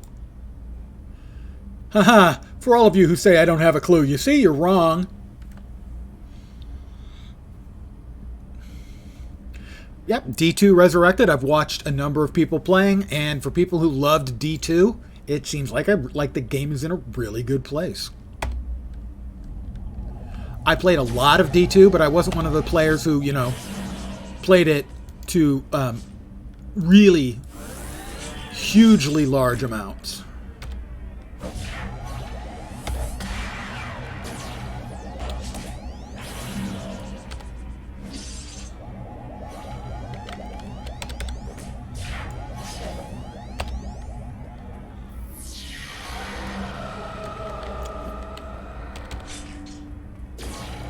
I played it a lot when it came out, but I wasn't one of those guys who played it for years after. But yeah, I would agree completely. It's good.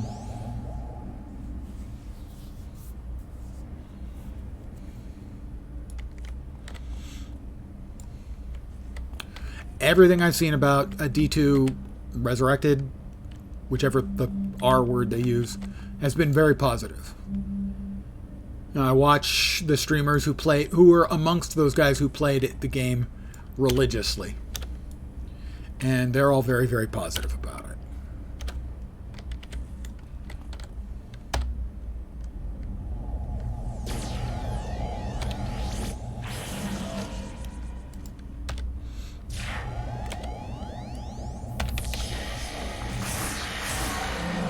Did there have to be like 3 of them?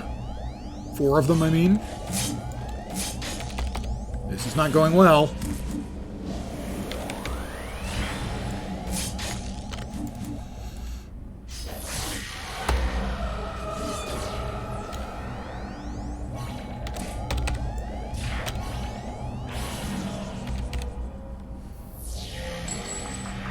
That was tougher than expected.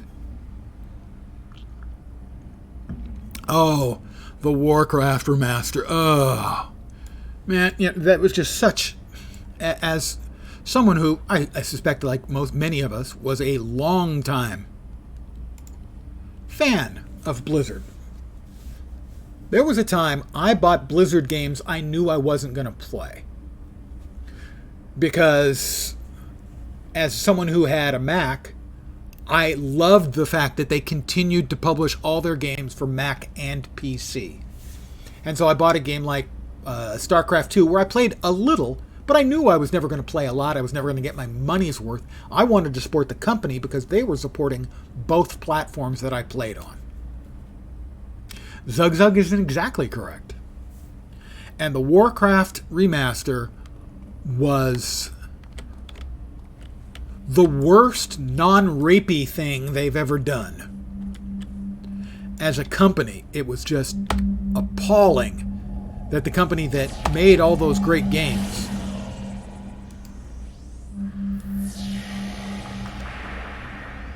would have somebody else make that game and make it so bad.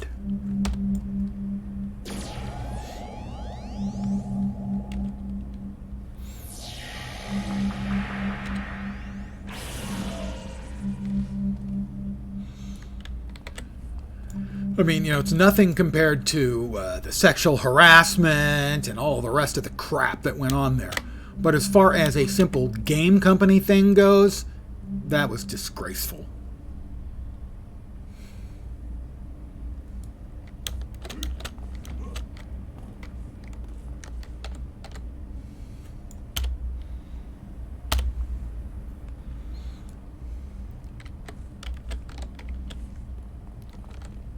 Another freaking sorcerer. Did I mention I hate those guys? I might have mentioned that.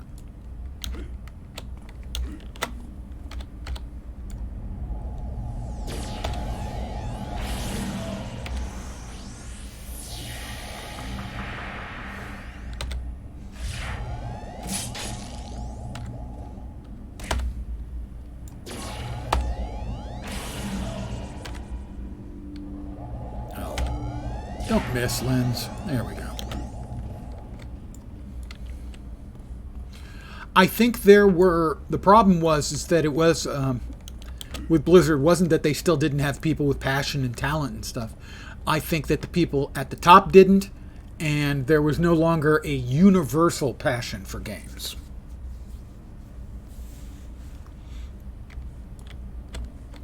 You know, originally it was a company about games, made by gamers for gamers, and the less that was true, the less great the games were generally.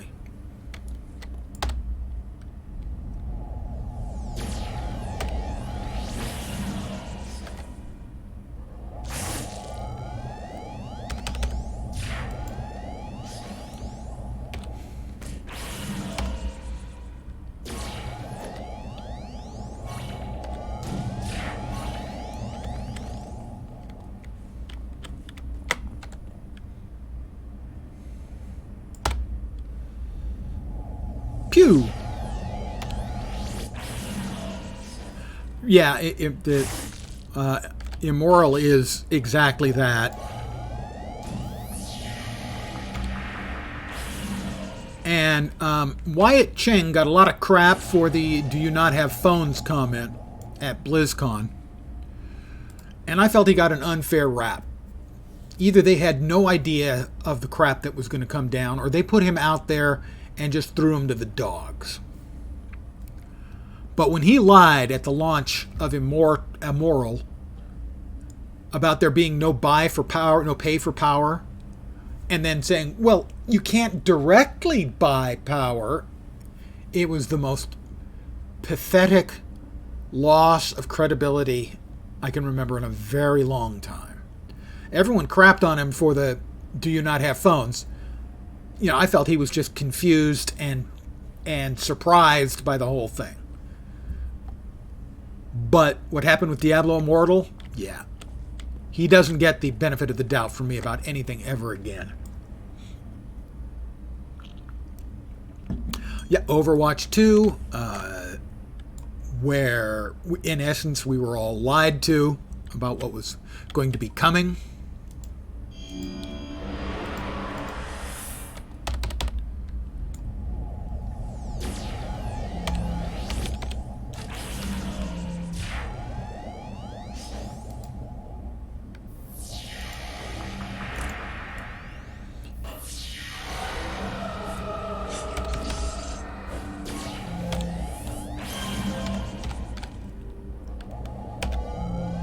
And D4, the way I describe D4 is the game is fine.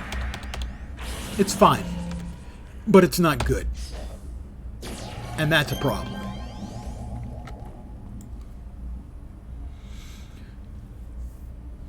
Hi there. Just wanted to say really enjoy videos. How I found the stream as a fellow PoE player. Keep up the good work. Thank you very, very much, Rox. You are too kind. At some point, I hope to begin co-streaming, knock on wood, to widen my net and bring in some more people. But thank you very much for... actually, that's pretty flattering. I've gotten a few people now who've come because they caught my stuff on YouTube. And it's really very validating. Thank you.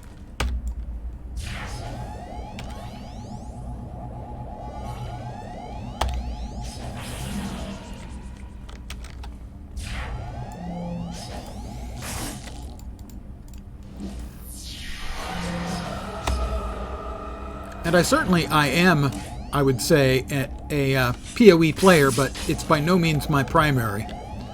My primary is probably Guild Wars 2, but PoE is, I think, my third or fourth most streamed game. It's Magnifying Lens as well. About a year and a half ago or so, I started uploading all of my streams, all of my Twitch streams to YouTube.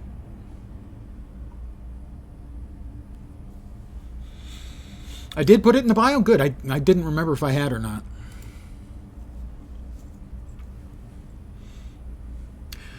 And there I have a few things I've put. I did a couple of videos independently of that they're kind of meh.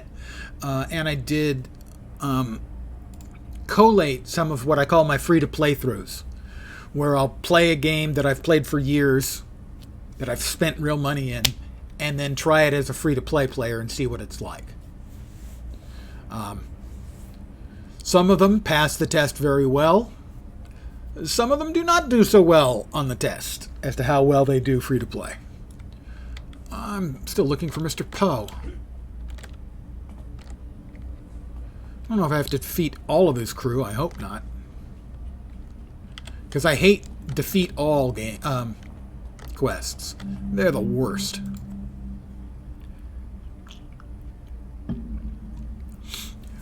Played Guild Wars 2 when it came out. Got pretty hardcore on Realm versus Realm. Moved on after like a year. Never went back. Well, the game is in a great place right now. I think it was shortly after End of Dragons came out.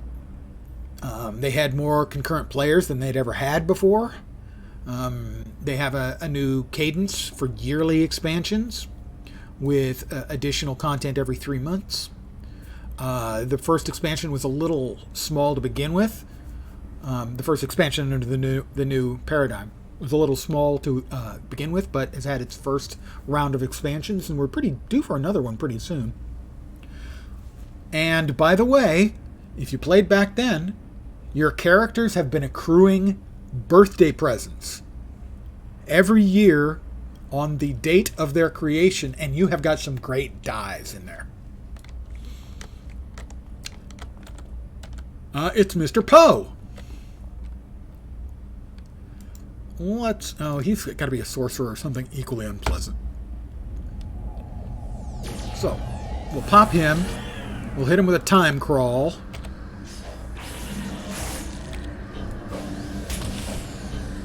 All right. Ow!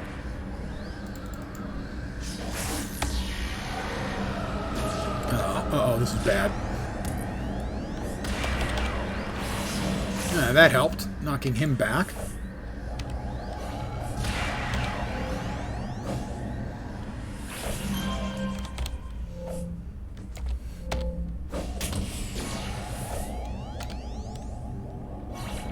All right.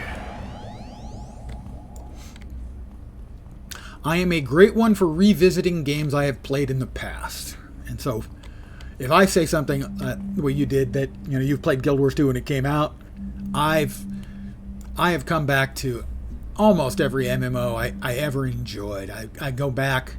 There are only a few that I have stopped going back to, mostly because the monetization has gotten so bad. So those would be games that have gone free to play.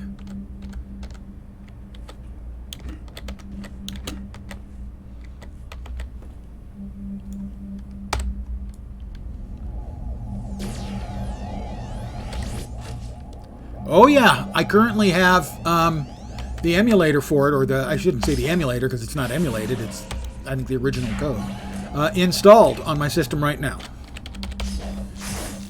Warhammer Age of Reckoning, or it's a what? Return to Reckoning?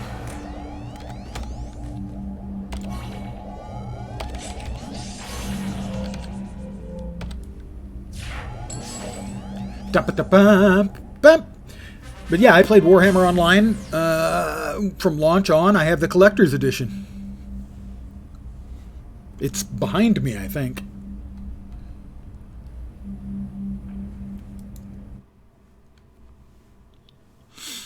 If you've never tried it, there is, a private server for it.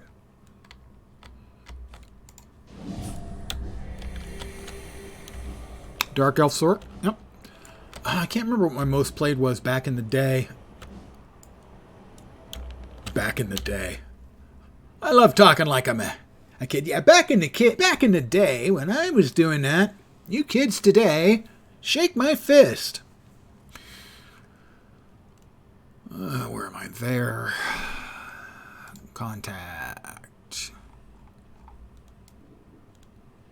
Did I not finish that? Defeat the Sioux. What are you doing here? I told you to clear over the... I cleared out the lab, you daffy broad. What the heck? Defeat all the Sioux in the Rage Lab. I did Am I not in Skyway City? What the hell was that then? Steel Canyon. What was that mission then? I don't remember exactly how I got there then. I know my most successful stuff that I remember. Mission complete. Do you copy? This is Virginia Hoffman. I got that note decoded. Oh, okay. There are Sue using the rage, taking to the trolls. We need to get over there and shut it down. All right. Right. Skyway City. No, she's in Skyway City. Defeat Sue in the rage lab, also in Skyway City. All right, we got it figured out. Yeah, well, yes, and I also yell at clouds.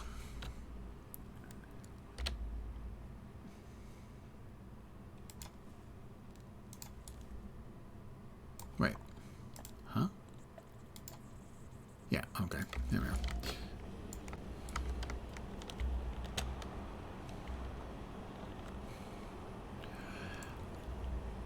I am more willing, certainly, to try them. I'm pretty willing to try games, even games I'm certain I'm not going to like. And I try to find positive things. For instance, I don't know, 2 or 3 years ago, when it came out, I tried Elyon. I was certain I wasn't going to like it, and it actually was pretty appalling in a lot of ways. But the gameplay was really, really good. Lots of the rest of it was not even hot garbage. It was cold garbage.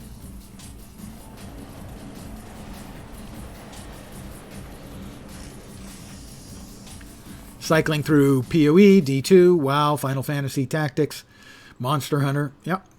I mean, it depends. Some of the games, for instance, PoE, they do a great job. They trot out a new season every 3 months, give or take. Yeah, and I'm big on replaying and, well, rewatching things I enjoy. And rereading books I enjoy, too. I'm a big one for rereading books I enjoy. But my father, for example, was a voracious reader, but he never wanted to read anything he'd read before. Whereas me, I frequently read stuff I've read before. I have read The Lord of the Rings. I stopped counting in the mid-40s. Not my age as mid-40s, the number of times I had read it in the mid-40s. I would guess I'm in the mid-50s, the number of times I've read The Lord of the Rings.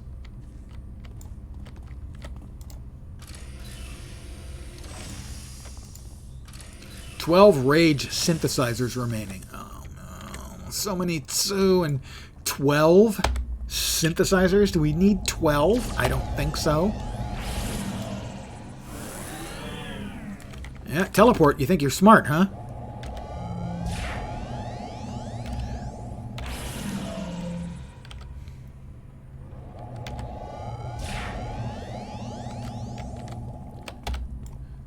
Pew.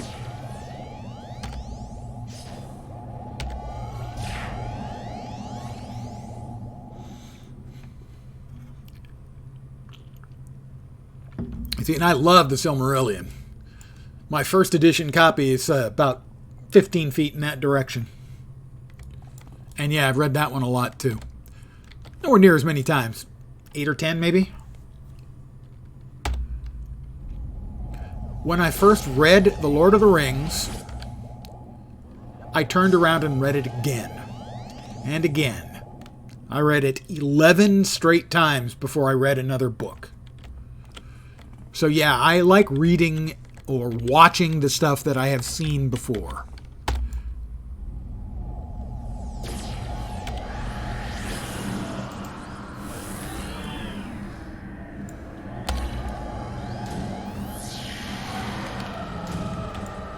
I hate that freaking skill.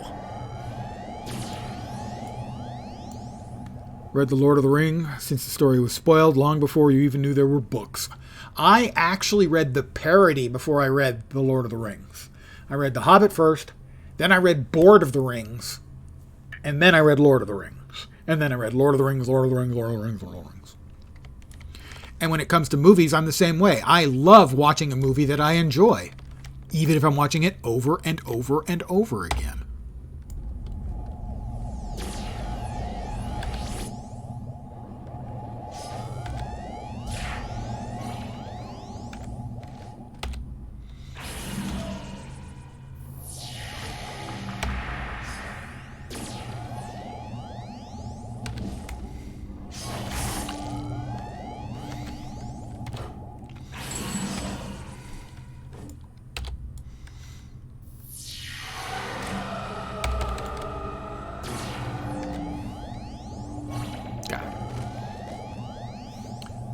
Well, I read The Hobbit when I was younger. I read Board of the Rings and did a book report on it in 7th grade. 7th grade.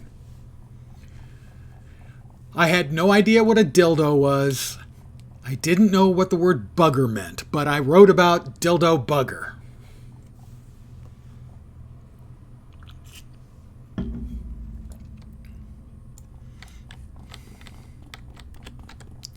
Freaking sorcerers.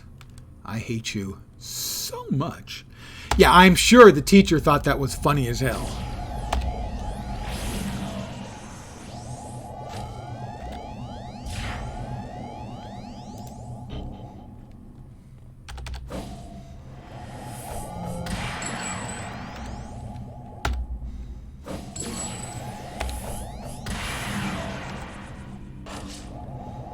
And thing is, he didn't say anything about it.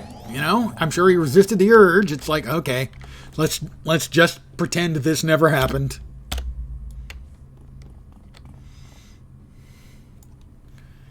Heard of what? Board of the Rings? Yeah, Board of the Rings was written by the Harvard Lampoon. I've mentioned in the past that I did competitive speaking in college. One of the events was interpretation of poetic literature. And I did a program on poetry of the absurd. That shouldn't surprise you. It included a poem from Board of the Rings called I Sit on the Floor and Pick My Nose. I sit on the floor and pick my nose and think of exotic things, of elves who dress in rubber clothes and trolls who do it in teams. I no longer have the whole thing memorized. But I had a person come up to me after one of my rounds and say, I just want to shake the hand of a man with enough balls to do, I sit on the floor and pick my nose at nationals. Shook his hand, walked away. Board of the Rings is, if you're a Lord of the Rings fan, it's very, very funny.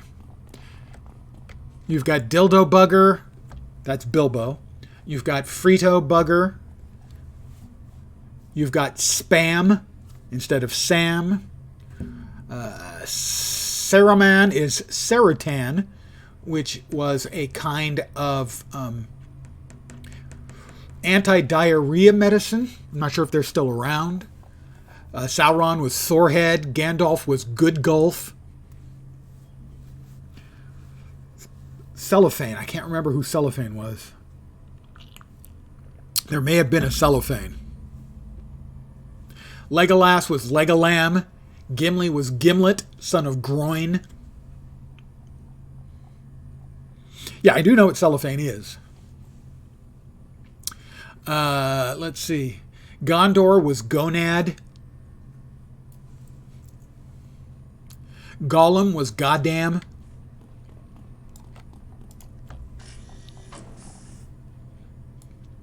Oh, cellophane for Saratan? For Saruman? Yeah, that would have worked.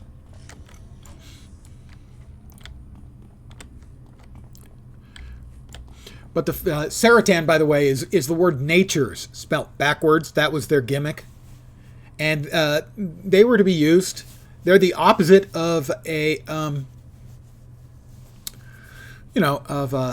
laxative. If you had the runs, you'd take Saratan. If you had the opposite problem, you were constipated, you took X-Lax. Oh, definitely very mature and cultured. In no way at all juvenile. Oh, wait. No, reverse that.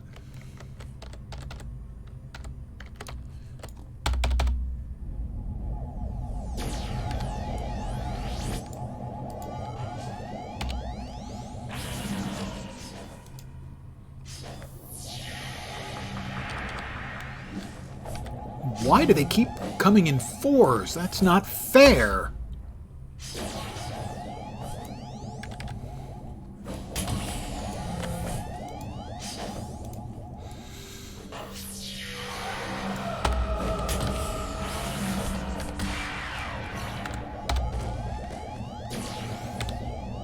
Especially for this guy. This character doesn't have the spare room to dealing with 4 mobs at once. It's a funny book, but it really has a limited audience. Limited to just fans of Lord of the Rings. But that had to have been published in like 72 or 70, something like that. Well, let's see. I read it in 7th grade. That would have been 71.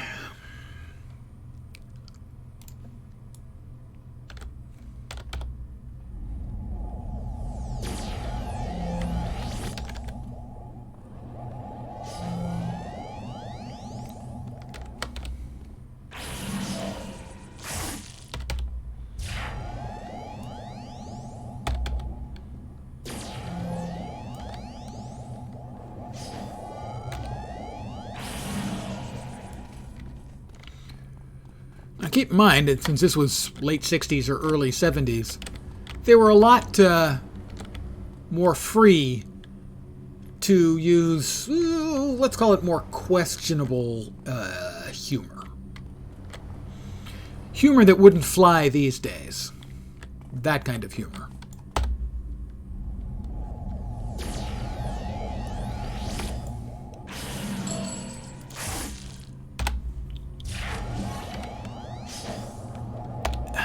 There were fucking 4 of them again.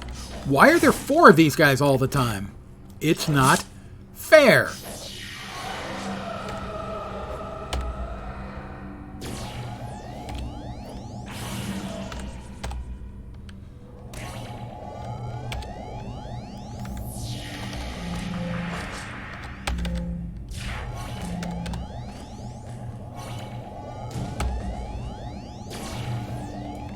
Yeah, but it's 4 of them.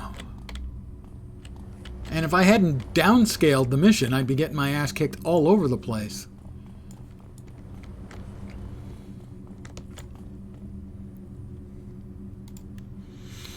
Superhero should be able to handle 2 minions and a lieutenant solo. Well, yes, but they would be a big bad superhero. I'm just, I'm just me. The Fantastic Flabbergaster. I'm just an enigma surrounded by a conundrum, shrouded in a mystery, and wrapped in bacon. Bacon. Yum.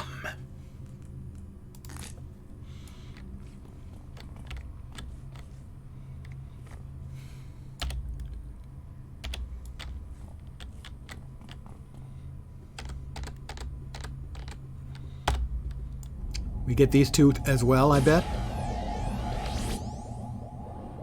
Yep, we sure do.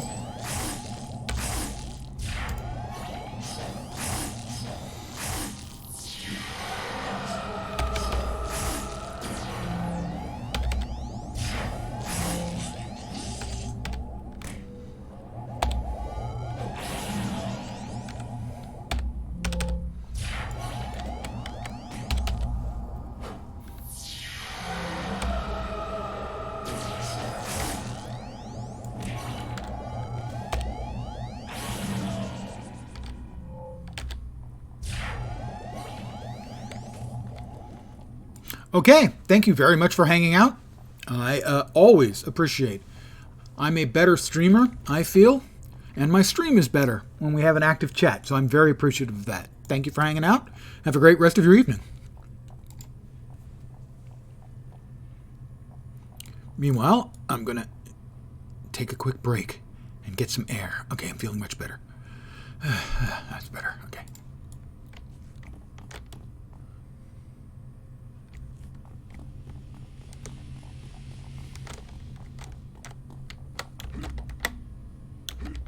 Again with the 4.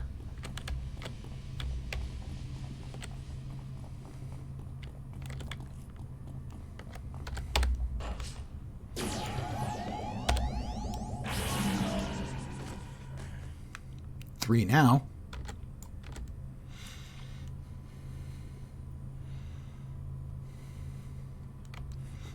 Nonsense. I'm trying to get better about in essence, doing a read back on commentary in chat. And actually, the more that I have people chatting, the more I understand the importance of my doing that. So actually, in the long term, you're helping me by forcing me to do what I should have been doing the whole time.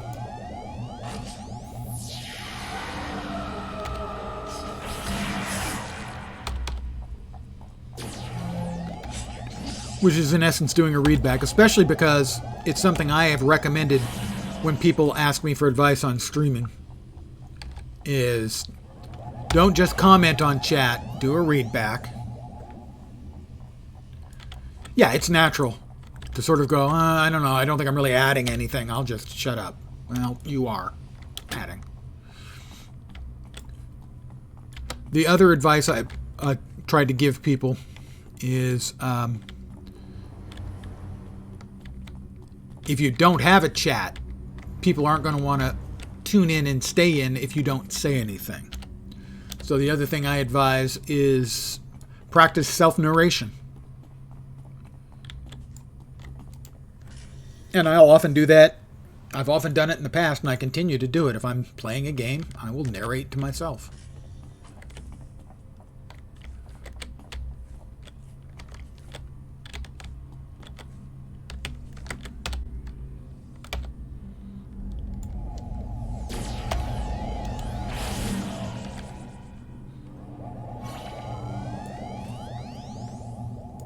Are these clickies? No, they're destroyees. That's annoying.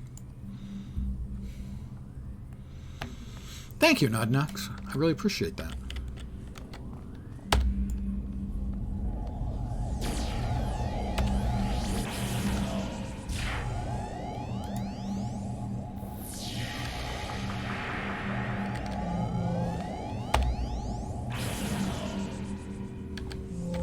Fine, we'll just pew it. Alright, he's down.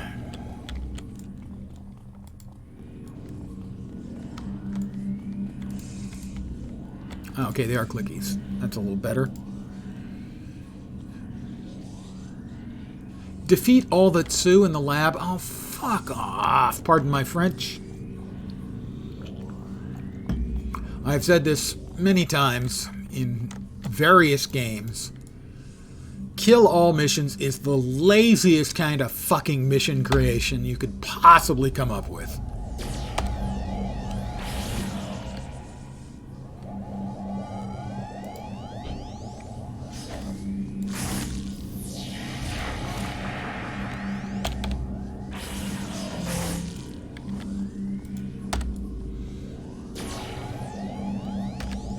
And I hate it so much. Not just because it's annoying, and it is, but because it's also the most likely to bug out.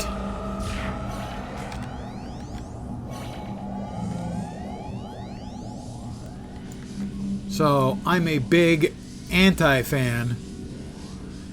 Hello there, welcome. Death from above. That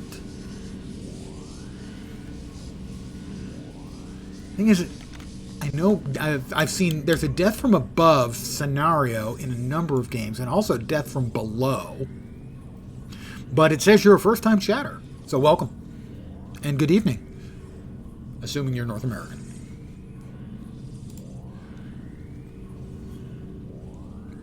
My day is reasonably good. I actually got a good night's sleep for a change. I've been having problems with that for about the last week and a half.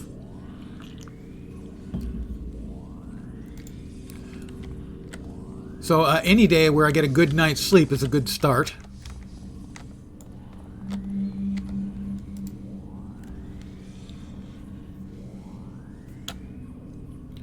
Oh, look, it's 4 of them again.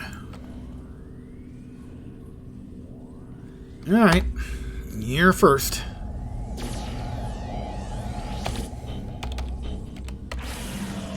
All right, we got 1.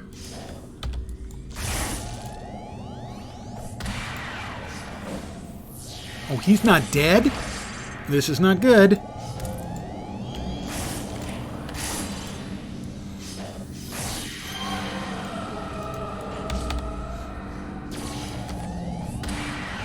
This is very not good.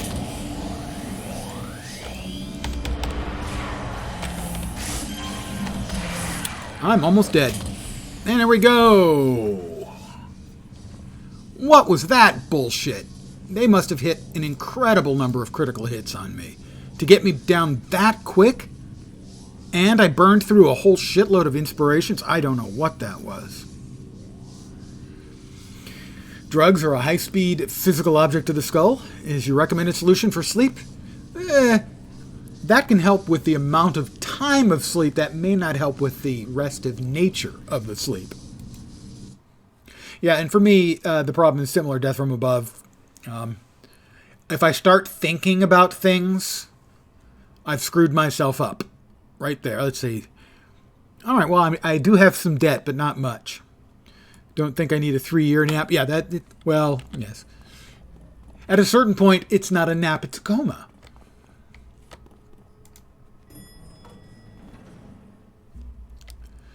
But I have the same problem either when I'm trying to get to sleep or when I wake up and roll over and try to get back to sleep. Is if I start thinking about things, I'm screwed.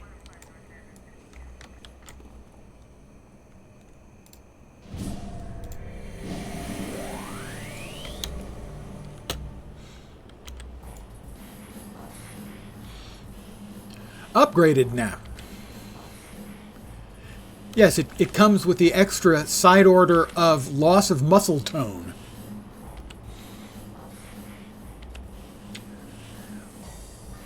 One of the things I miss from my youth is the ability to go to bed, fall asleep, sleep for 8 hours, wake up.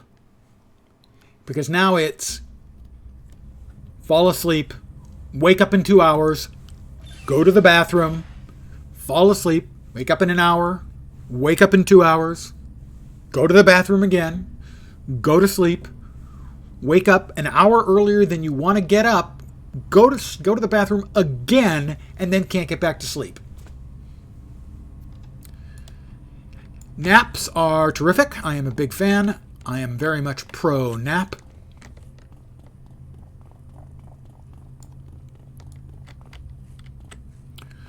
A night pot?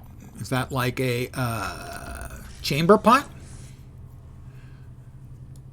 In which case, I don't think I'd actually gain anything from that, realistically. Where did I go? Went that way.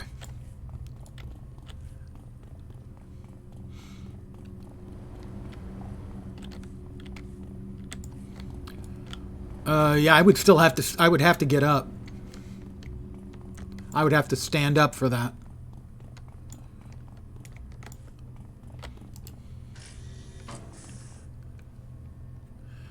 No, I could do it with what's called a Texas catheter.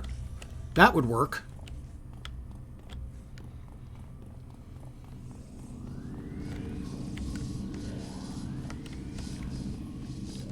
All right, you little shitbags.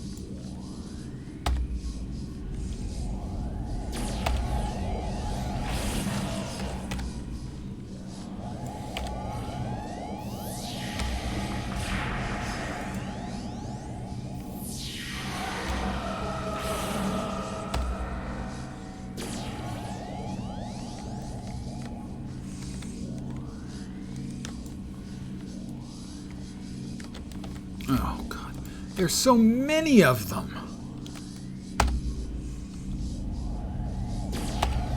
Oh, perfect. Thanks. Oh. He teleported. Come on. Come on back, dude. Take your time. I can wait for you. Where are you? There you are. Oh, you see, he teleports on top of stuff. If I fell that far on my neck, I'd be dead. Or in a coma. We covered that.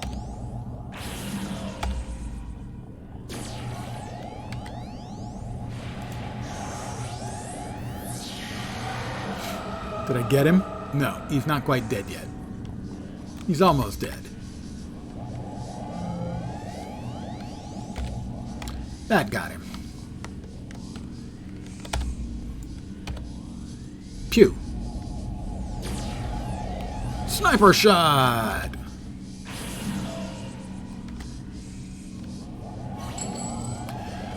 Sensitive to caffeine. 1 sip, 15 minutes later, you're off to the bathroom. I'm sensitive to caffeine, but not in the I have to go to the bathroom sense.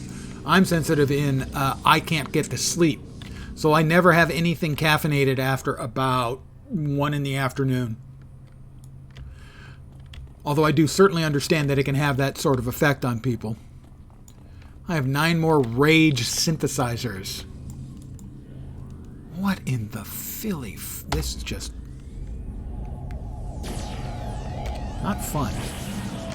At a certain point,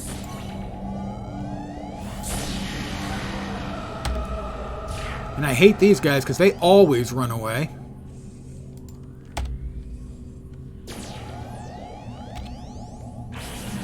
Only to come back usually when you get so bored that you move on to the next pack of mobs.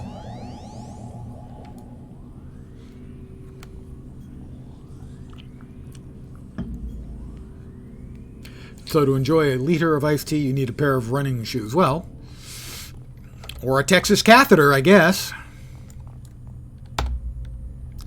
And I have now engaged with another batch of mobs. I expect that first mob will return any second now.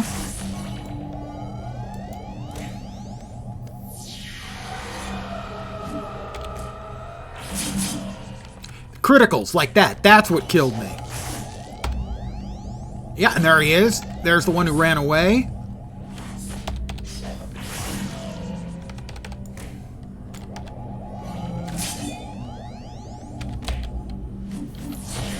Wait, this one wasn't dead? Jesus. A Texas catheter is... Imagine something similar to like a condom with a tube that runs down to a reservoir.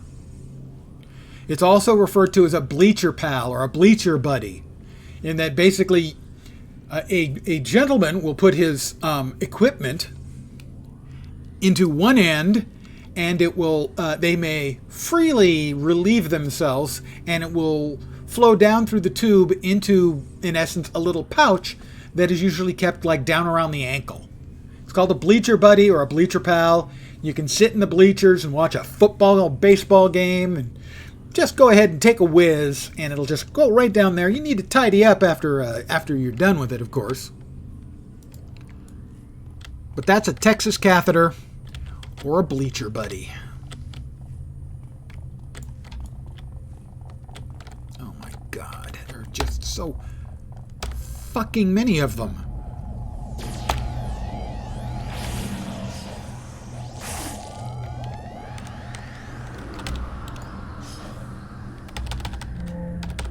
What is he blocked by? Oh shit, Jesus Christ. Is he dead yet? No. I hate these teleporting assholes so much. And when they're not teleporting, they're right on top of you, and their PB AoE attack has a knockback effect and I think a slowing effect. It's just awful.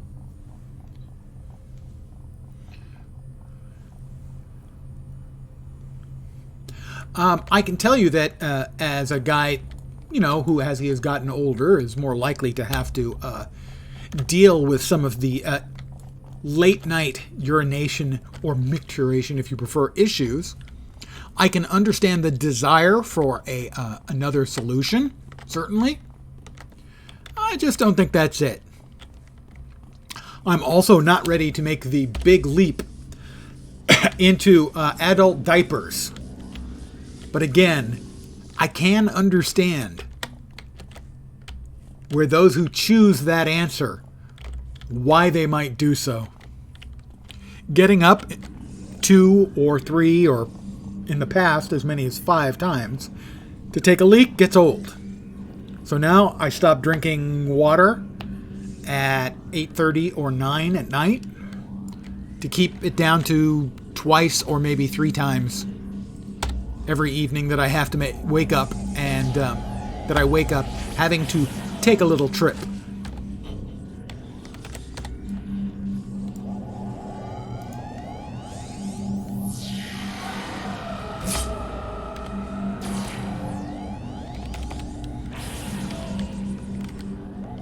I'm not helping myself by missing things all the time.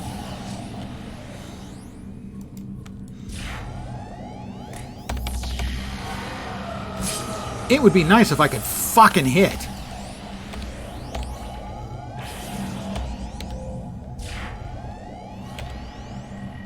And there's the darkness, and I'm held. This is why I hate sorcerers. The sorcerers in this game, the Tsu sorcerers are just the worst. And now I'm missing because I am debuffed, and finally I got it.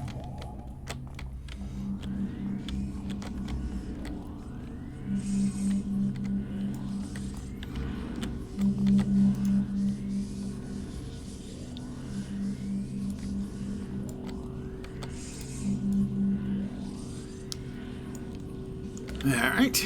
Oh, good. Another 4. I'm so lucky.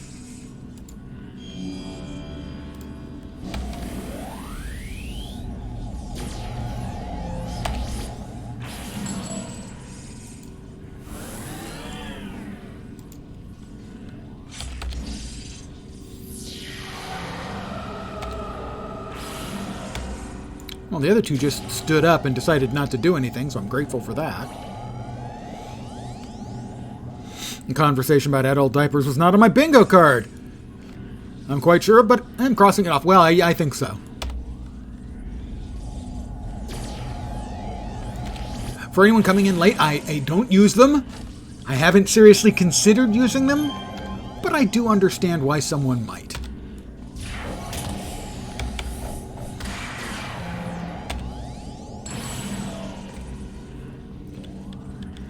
Especially when I was getting up, like I said, as much as 5 times a night. I can assure you that both sucks and blows. Yeah, a little bit, Elder Dawn. I can't help it.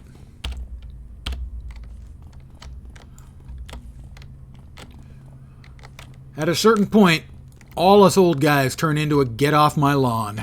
Okay, well, we finished off this map. We've got 2 more to go, with 3 on each, I assume, to clear out all of the goddamn Tsu.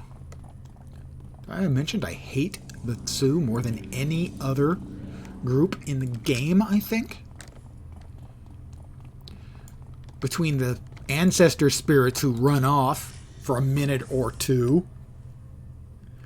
Yeah, I hate the Vaz, but I think I hate these guys more. The Vaz, mainly, it's the splody boys and the puking damage, and they're annoying.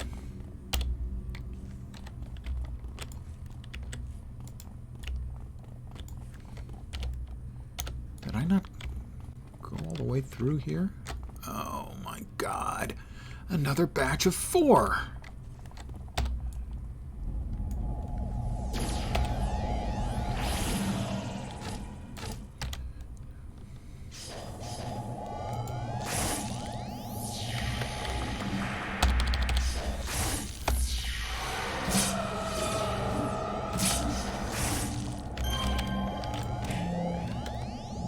I'm not even going to dick around. This time I'm going to go ahead and...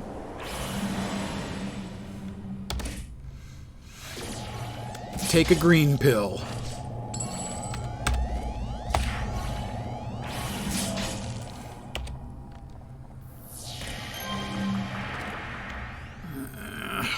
And another sit down. While I regain my strength, my hit points, my endurance. Thank you, DFA. See, I've referred to Death from Above as DFA and Death from Below as DFB for years because of we would have scenarios in games with those names. Especially Lord of the Rings had a Death from Below, I remember for sure. So good evening, and thank you for hanging out. All right.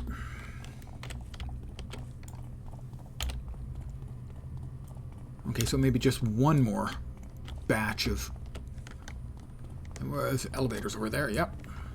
So maybe 2 more batches of 3 fucking rage synthesizers up here. I hate kill-all missions. Just saying. If you're a game designer or developer, rest assured, I hold you in utter contempt if you make a kill all mission. Take that to heart.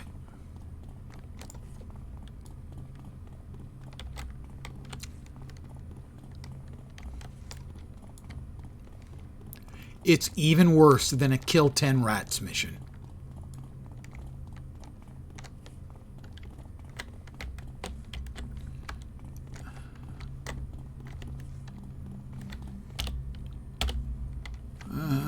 Oh look, another batch of 4. Imagine my shock and surprise.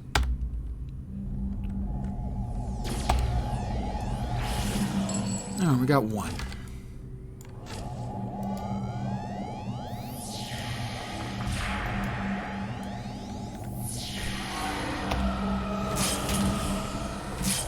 Oh, here we go again. I'm dead again.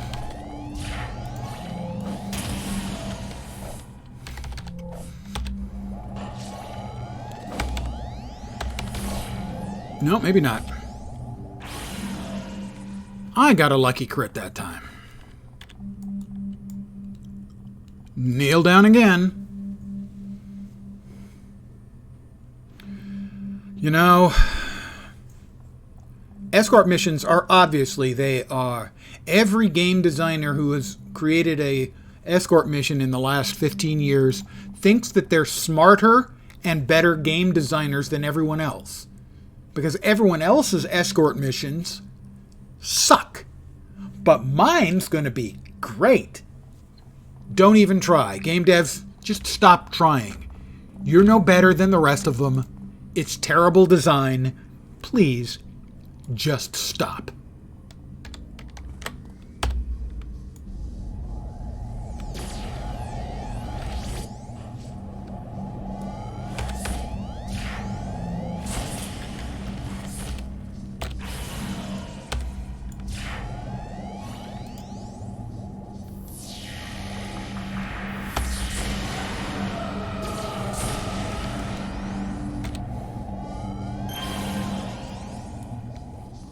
Another dead jerk.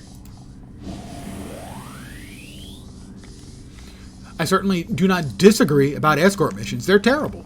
They're terrible. The only ones I've ever seen that were any good were, in essence, they turn it around. And you're escorting a mob or an NPC who absolutely kicks the living shit out of all the mobs, and all you're basically doing is walking along with them while they do it. That's fun because it's a reversal on something we all hate. Must have them, please them, make them goddamn NPC irrelevant. Right. More or less a floating texture that can't get stuck or killed. Well, the thing is they can still aggro. And that's as much of a problem. Either they aggro everything and get you killed or get themselves killed. It's just a case of stop. Game designers, please just stop. You're not good enough to make this work. So don't try. Unless you're doing the thing that I just suggested.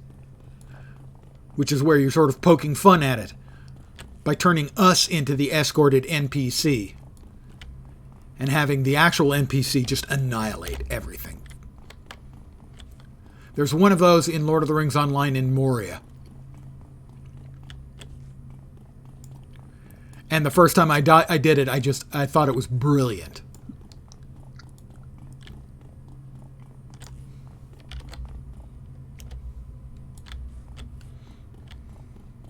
Yeah, it's a knowing wink and a nod. You know, it's, hey guys, we know how you feel about escort quests, so here's an escort quest.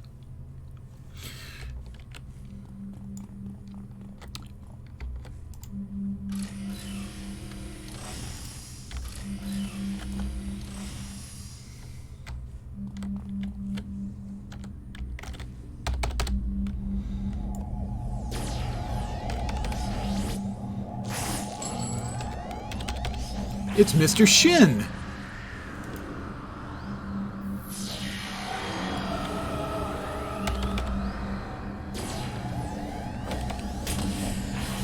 And he kicks, appropriately enough. And getting knocked back from the fucking wind when I'm in a corner and trying to, you know, I don't know, play. That hurt.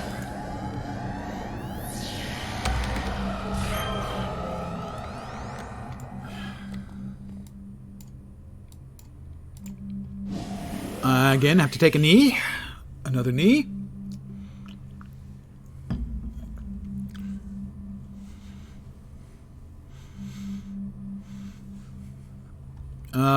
Many years ago, 11 of them, maybe 12, no, about 11 and a half, I wrote a blog for a couple of months.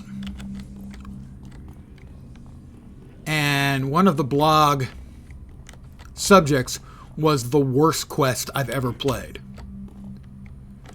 And it's a strange one. It was the quest you had to do to get your mount in Lord of the Rings Online.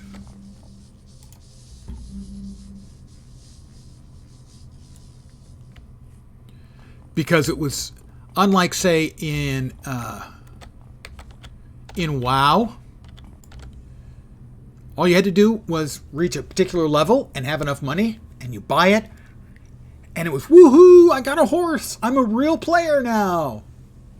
Not in Latro. They make you jump through a whole bunch of really unpleasant hoops that fucking sucked. And instead of it being something you celebrated,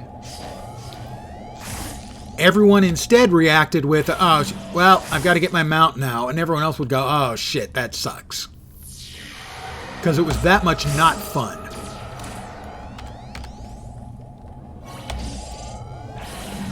Hengstacer's Farm was the name of the place in like the northern Bree fields. Somehow we only got 3 of the 4. It was nice of this guy to stay back so I could kill him at my leisure.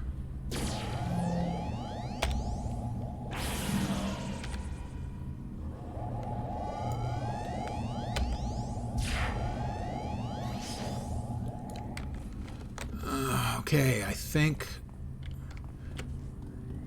I have to destroy the last synthesizer, which is here. And then it looks like one more batch of Tsu. And I'll finish this quest, and I'll finally have a reason to live back, which is to, because this is done, I can now maybe enjoy some other game. Because right now, this is the kind of stuff that makes me stop playing any given game. When I get to a point where there's something that makes me actually angry about the game. And this is the kind of quest that makes me angry about a game. It's insulting.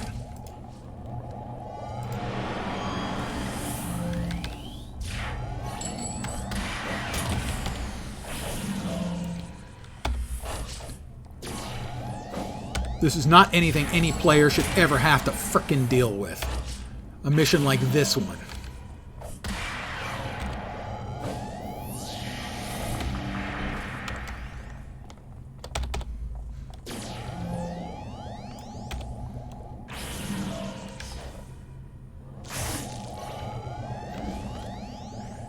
Oh, I got a reward merit. I got 28 reward merits. I mean, that's nice. Would have been nicer is not have to do this frickin' mission. It's... When I talk about the positives and negatives of an old school game, this is a perfect example of the negative in an old school game. That kind of mission design is fucking terrible. There's no part of that design that's fun. None.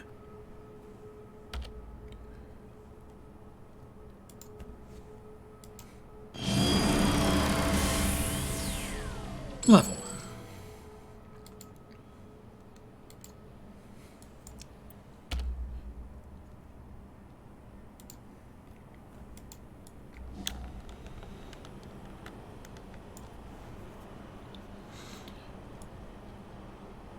Oh, the game is great. I love the game. I'm just really, really pissed off about that mission right now. It actively makes me angry. I have the knowledge and excuse that it's an old school game, and this is the way quests were very frequently in old school games. You know, original WoW. If you played it when the classic servers came out, all of the good stuff I remembered was still there, and all of the stuff that was awful, a lot of which I'd forgotten about, was still there. Yeah, exactly. Give me 10 rat asses, but the drop rate is 1 in 5. So you're going to have to kill 50 rats. You and everyone else in the area is trying to kill 50 rats. And there's 5 of them, and they respawn every 2 minutes. Knock yourself out. Well, the thing is the jetpack is actually ornamental. This character has magic. He has magic flight and magic teleport. He doesn't want people to know that he actually has magical powers. He wants them to think that it's all technology. And so that's why he wears the jetpack. Also, it looks really cool. I think you'll agree.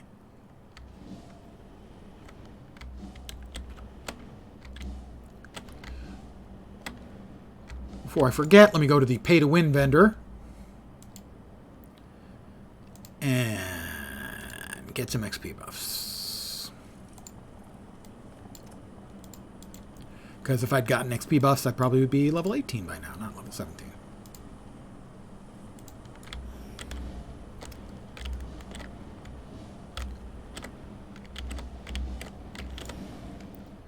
Hi, Ms. Liberty.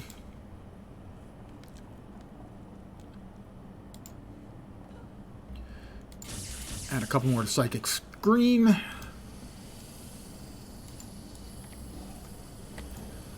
Let's see if we've got any enhancements we can slot.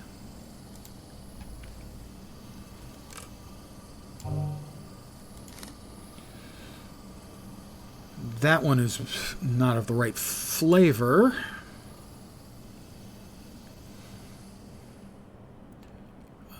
We can drop this into one of them.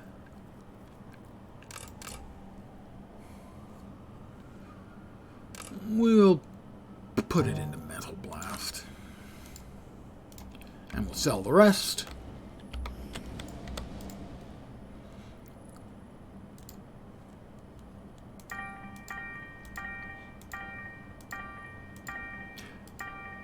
Yeah. Well, I mean, at leveling, frequently it is not worth the expense. I mean, for me to get level 20s, which I can now use. Yeah, I mean, right here you can see on the right, I have 110,000 influence, so I could probably buy 15 or maybe even more enhancements of the various types. And I probably should. Especially for a character as sort of borderline. Most of my characters are a bit handier at dealing with the content and don't have as much time constraint as this character has, because this character is kind of not really meant for solo play. It's meant more for duo and group play. But I am going to call it here this evening. That last mission just drained my will to live. So I should be back tomorrow at my usual time, 5 p.m. Pacific, 8 p.m. Eastern. Don't know. Maybe more City of Heroes. Maybe we'll finally get on with trying Horizon Zero Dawn, which has been sitting there waving at me since I installed it. Lens, you said you were gonna play me like almost a week ago. Lens? No? Okay. I'll sit here in the corner. So I don't know what it'll be, but it'll be something tomorrow, usual time. I want to thank you guys for hanging out with me. As always, I am very appreciative. A nice chatty bunch this evening. And as I said, I think I'm a better streamer, and my stream is better when I have an active chat. So, one more time, thanks guys. I really do appreciate it. Have a great rest of your Monday night or Tuesday morning. And as always, I like to set an achievable goal, so I hope the rest of your week doesn't suck. Back tomorrow. Have a great night tonight. Take care, and Ciao for now. Good night, guys.